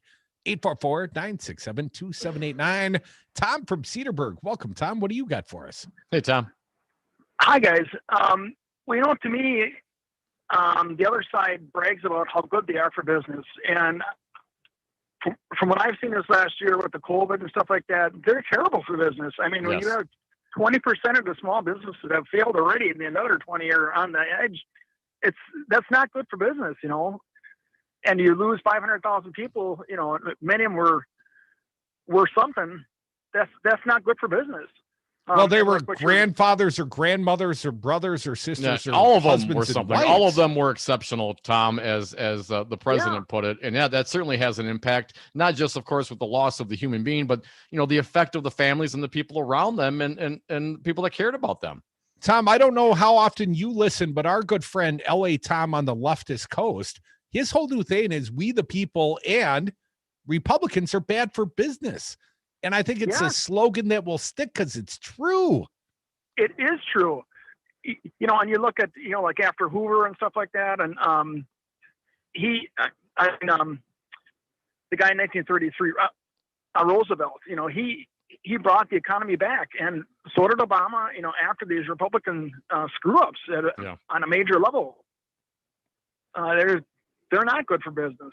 Tom, 10 years ago, when we started doing this radio show, somebody created our very first radio show open. And it was guys like John Boehner, the former Speaker of the House. Mr. Obama, where are the 22 million jobs? And then he had like 70 months of uninterrupted job growth. And then you didn't hear that so much anymore. And then Boehner went to the legal marijuana industry, Tom, and started cashing those checks. Appreciate you listening. At least he's flexible. 844-967-2789. Let's sneak in at least one more. Jack from Merrimack. Welcome back, Jack. What do you got for us? Hey, Jack. Hey, I got an easy way to get more revenue into the state, but you guys have already covered it. My stepdaughter is she's a medical marijuana rep in Colorado.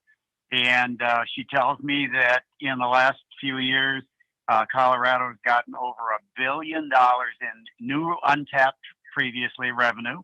They have gotten tens of thousands of new jobs and thousands of new small businesses. We could certainly use some help with that. It's been good for business. Yes. I think that's what we need in this state. But Jack, you didn't hear when our buddy Matt Rothschild said one of the biggest donors to the Republicans, at least corporate donors, well, Molson Coors. The alcohol industry, be it the Tavern League, be it individual manufacturers of beer or liquor, they see marijuana as a competitive industry. I think that's short-sighted. It's, of course, Cody, is complementary. It's like peanut butter and jelly. It goes together. It doesn't take away. Well, that would be your take on it and mine. And mine. I share your advocacy for legal weed and drinking tequila in your case. But here's the problem. somebody's paying them to be oppositional to marijuana, because at this late hour, every Republican's got a friend or a neighbor or a kid that smokes weed, and they know it didn't kill them. No one ever died from smoking weed. But lots of people end up in rehab or the grave from drinking too much. Thank you all for listening. Don't mean to tell you what you should do, but, according to our panel, weed's a lot better. Yes. Thank you, Matt Rothschild, Batman, Executive Director of the Wisconsin Democracy Campaign. That got a reaction out of never tardy to the party, Fancy Brian. I think he's also down. Stick around. Earl Ingram's next. Thank you for listening. Keep it locked. Devil Radio. And Republicans does something remarkable. Nothing! Absolutely nothing! Smoke weed every day. Stop flushing money away. Replace your old water-wasting toilet, and Madison Water Utility will give you a $100 bill credit. Madison Water Utility's popular toilet rebate program